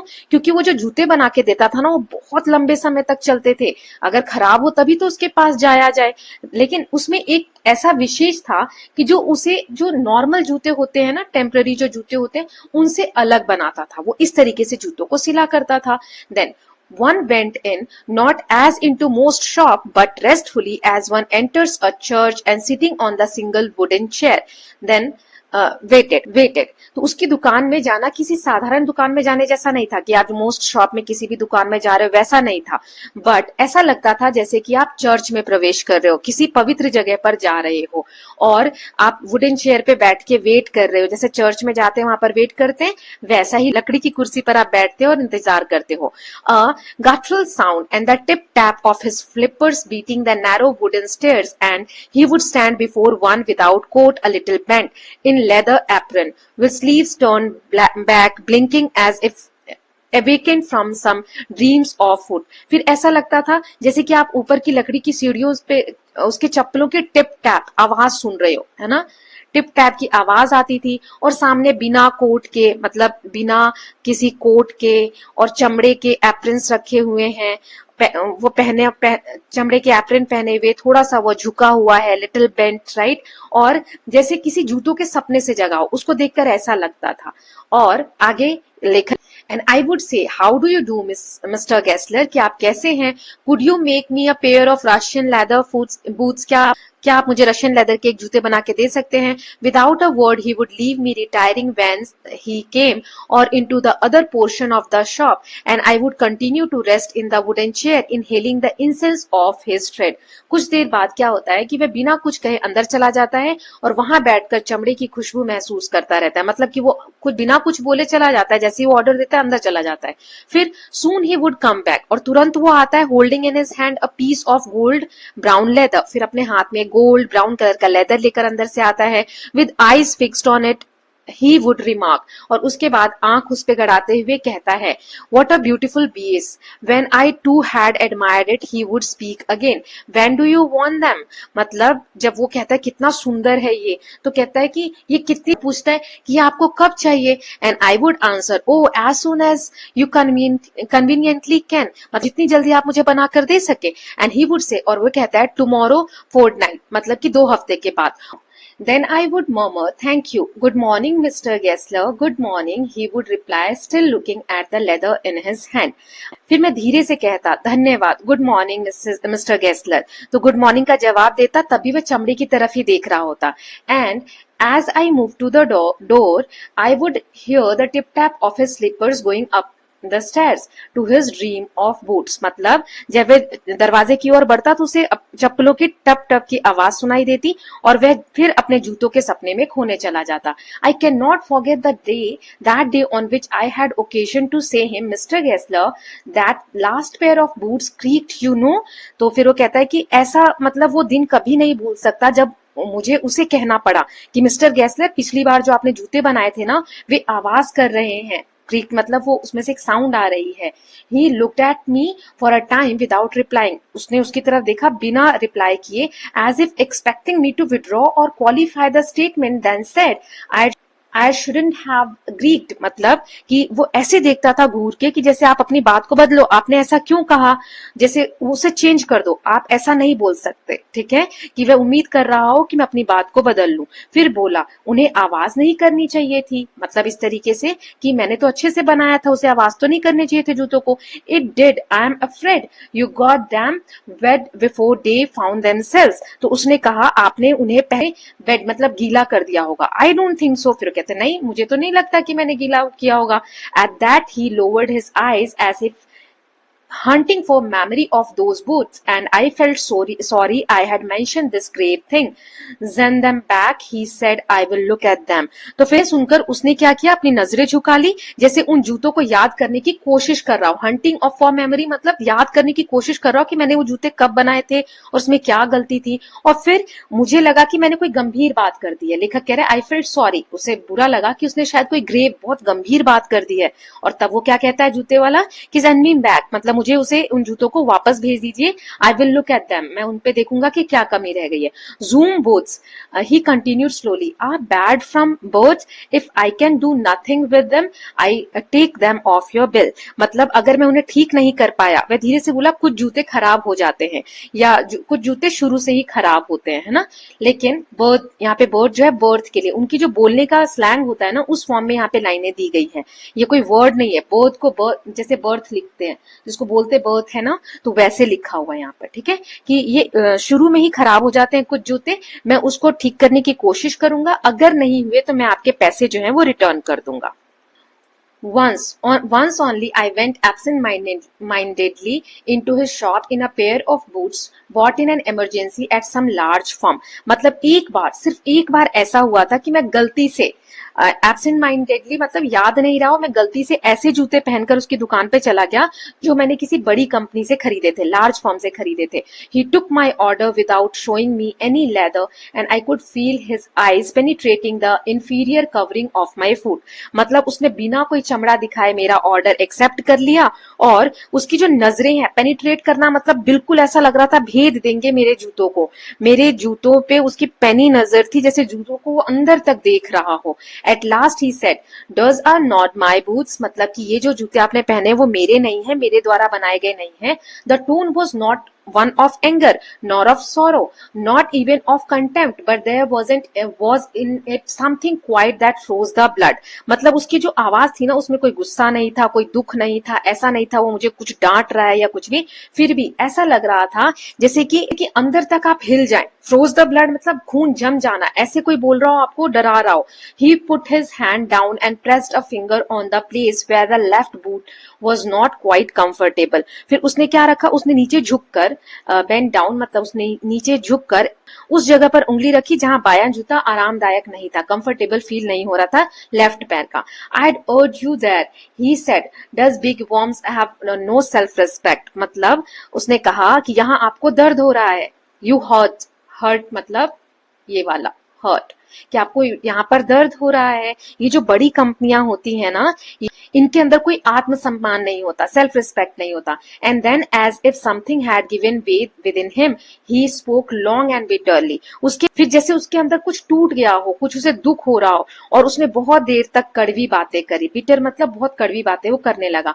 It was the only time I ever heard him discuss the conditions and hardships of his trade. ये पहली बार था जब वो अपने व्यापार की, जूते जो बना रहा है, जिस फील्ड में वो काम कर रहा है, उसके बारे में क्या क्या हार्डशिप है, क्या क्या कठिनाइयां आती है, उसके बारे में, उस कंडीशन के बारे में बात कर रहा है। और करते करते कहते हैं, they get it all he said, they get it by advertisement not by work, they had it away from us who love our boots it comes to this Presently I have no work, every year I had get less, you will see। मतलब यहाँ पे क्या दिया गया है, ये जो companies हैं बड़ी बड़ी, इन्हें एडवर्टाइजमेंट की वजह से ज्यादा काम मिल जाता है, मेहनत से नहीं बल्कि एडवर्टाइजमेंट की वजह से। नॉट बाय वर्क मतलब मेहनत करके नहीं। और अब ये हालत हो गई है कि मेरे पास काम नहीं बचा है ना। यहाँ पे देखो लिखा है, they had take it away from us, तो इसके पास कोई काम नहीं बचा है, उसे लॉस हो रहा है, हर साल काम कम होता जा रहा है। And looking at his line face I saw things I had never noticed before, bitter things and bitter struggle and what a lot of grey hairs that seem suddenly in his red beard. तो यहाँ पे जो बताया गया है कि जो झुर्रियां पड़ी हुई हैं, लाइंस ऑन हिज फेस मतलब कि जो लाइनें हैं, जो झुर्रियां पड़ी हुई हैं उसके चेहरे को, वो लेखक जो है पहली बार नोट करता है, जो उसने कभी नहीं देखा था। और जो एक कठिन संघर्ष है, स्ट्रगल है उसकी लाइफ में, और उसकी जो दाढ़ी के पीछे, जो व्हाइट दाढ़ी है उसके पीछे अचानक से इतने कठिनाइयां, सफेद बाल दिखने लग गए कि बेचारा कितना परेशान है, कितना दुखी है। As best I could, I explained the circumstances of those ill-omened boots, but his face and voice made so deep an impression that during the next few minutes, I ordered many pairs। मतलब मैंने जितना हो सका, वो जो भी बातें बोल रहे थे, जो जूते उसने पहने थे, उसके बारे में ill-omened मतलब कि जो शुभ अच्छी बातें नहीं है वो कर सका कि उसको अच्छा फील हो, लेकिन उसकी जो फेस था और उसकी जो आवाज थी, उसका इतना गहरा इंप्रेशन पड़ा लेखक के ऊपर कि उसने कुछ आगे जो थोड़े से मिनट में ही बहुत सारे ऑर्डर दे दिए कि ऑर्डर पाके वो खुश हो जाएगा। दे लास्टेड लॉन्गर देन एवर, और फिर वे जूते पहले से कहीं ज्यादा समय तक चले। And I was not able to go to him for nearly 2 years, और 2 सालों तक लगभग वो उसके पास नहीं जा पाया। It was many months before my next visit to his shop, this time it appear to be his elder brother handling a piece of leather. फिर कई महीनों बाद वह उसकी दुकान पर गया well Mr Gessler, I said how are you. फिर उस लेखक ने कहा कि आप कैसे हैं। He came close and peered at me. I am pretty well, he said slowly, but my elder brother is dead. तो कहता है मतलब उसके पास जाता है, कहता है मैं तो ठीक हूँ, लेकिन जो मेरा भाई है वो अब इस दुनिया में नहीं रहा। ठीक है, मेरा बड़ा भाई जो है वो मर गया। मतलब लेखक को लगा था वो उसका बड़ा भाई है, लेकिन वो कहता है मेरे बड़े भाई अब इस दुनिया में नहीं रहे, लेकिन जो छोटा है उसकी भी दाढ़ी वाड़ी ऐसे हो गई है, वो भी इतना एजेड दिख रहा है कि वो बड़े भाई जैसा दिख रहा है। Now and I saw that it was indeed himself, but now aged and wan, and never before had I heard him mention his brother. Much shocked, I murmured, "Oh, I am sorry." फिर उसके बाद वह उसके पास आया और मुझे ध्यान से देखने लगा। उसने तब मैंने देखा कि वह कितना बूढ़ा और कमजोर हो गया है, राइट। और मैंने उससे पहले कभी अपने भाई का जिक्र करते हुए नहीं सुना था। और फिर वो कहता है कि मुझे दुख हुआ ये जानकर, है ना। फिर yes I he answered, he was a good man, he made a good boots, but he is dead. हाँ, वो अच्छे आदमी थे, अच्छे जूते बनाते थे, उसने कहा, है ना, लेकिन अब वे मर चुके हैं, उनकी डेथ हो गई है। And he touch the top of his head where the hair had suddenly gone as thin as it had been on that of his poor brother to indicate I suppose the cause of his death.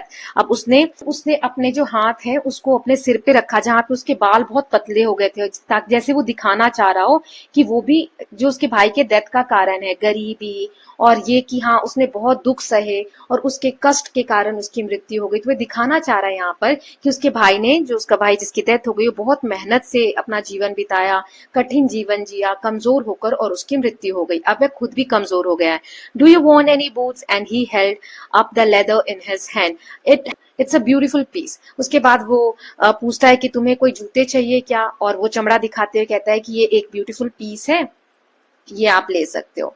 फिर I ordered several pairs, फिर मैंने बहुत सारे pairs मतलब जोड़े बनाने को कहा। It was very long before they came but they were better than ever. वो बहुत मतलब वो जो जूते उसने ऑर्डर दिए थे वो बहुत देर से आए, लेकिन पहले से कई ज्यादा खूबसूरत, बेटर थे। One simply could not wear them out, मतलब उसे वेयर देम आउट मतलब कि उसे घिसा नहीं जा सकता था, इतने अच्छे थे। And soon after that I went abroad, और उसके बाद मैं विदेश चला गया।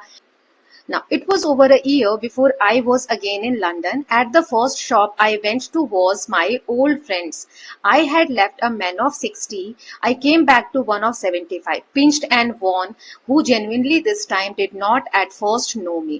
मतलब जब उसे लंदन से आने में लगभग 1 साल लगा तो दोबारा उसी दुकान पे गया। वो जब गया था तो वहाँ एक 60 साल के मतलब 60 ईयर के व्यक्ति को छोड़कर गया था। जब वो रिटर्न आया तो वहां पर 75 ईयर का एक बूढ़ा सा कमजोर व्यक्ति देखने को मिल रहा था, जो कि उसे पहचान भी नहीं रहा था। Do you want any boots? He said. I can make them quickly.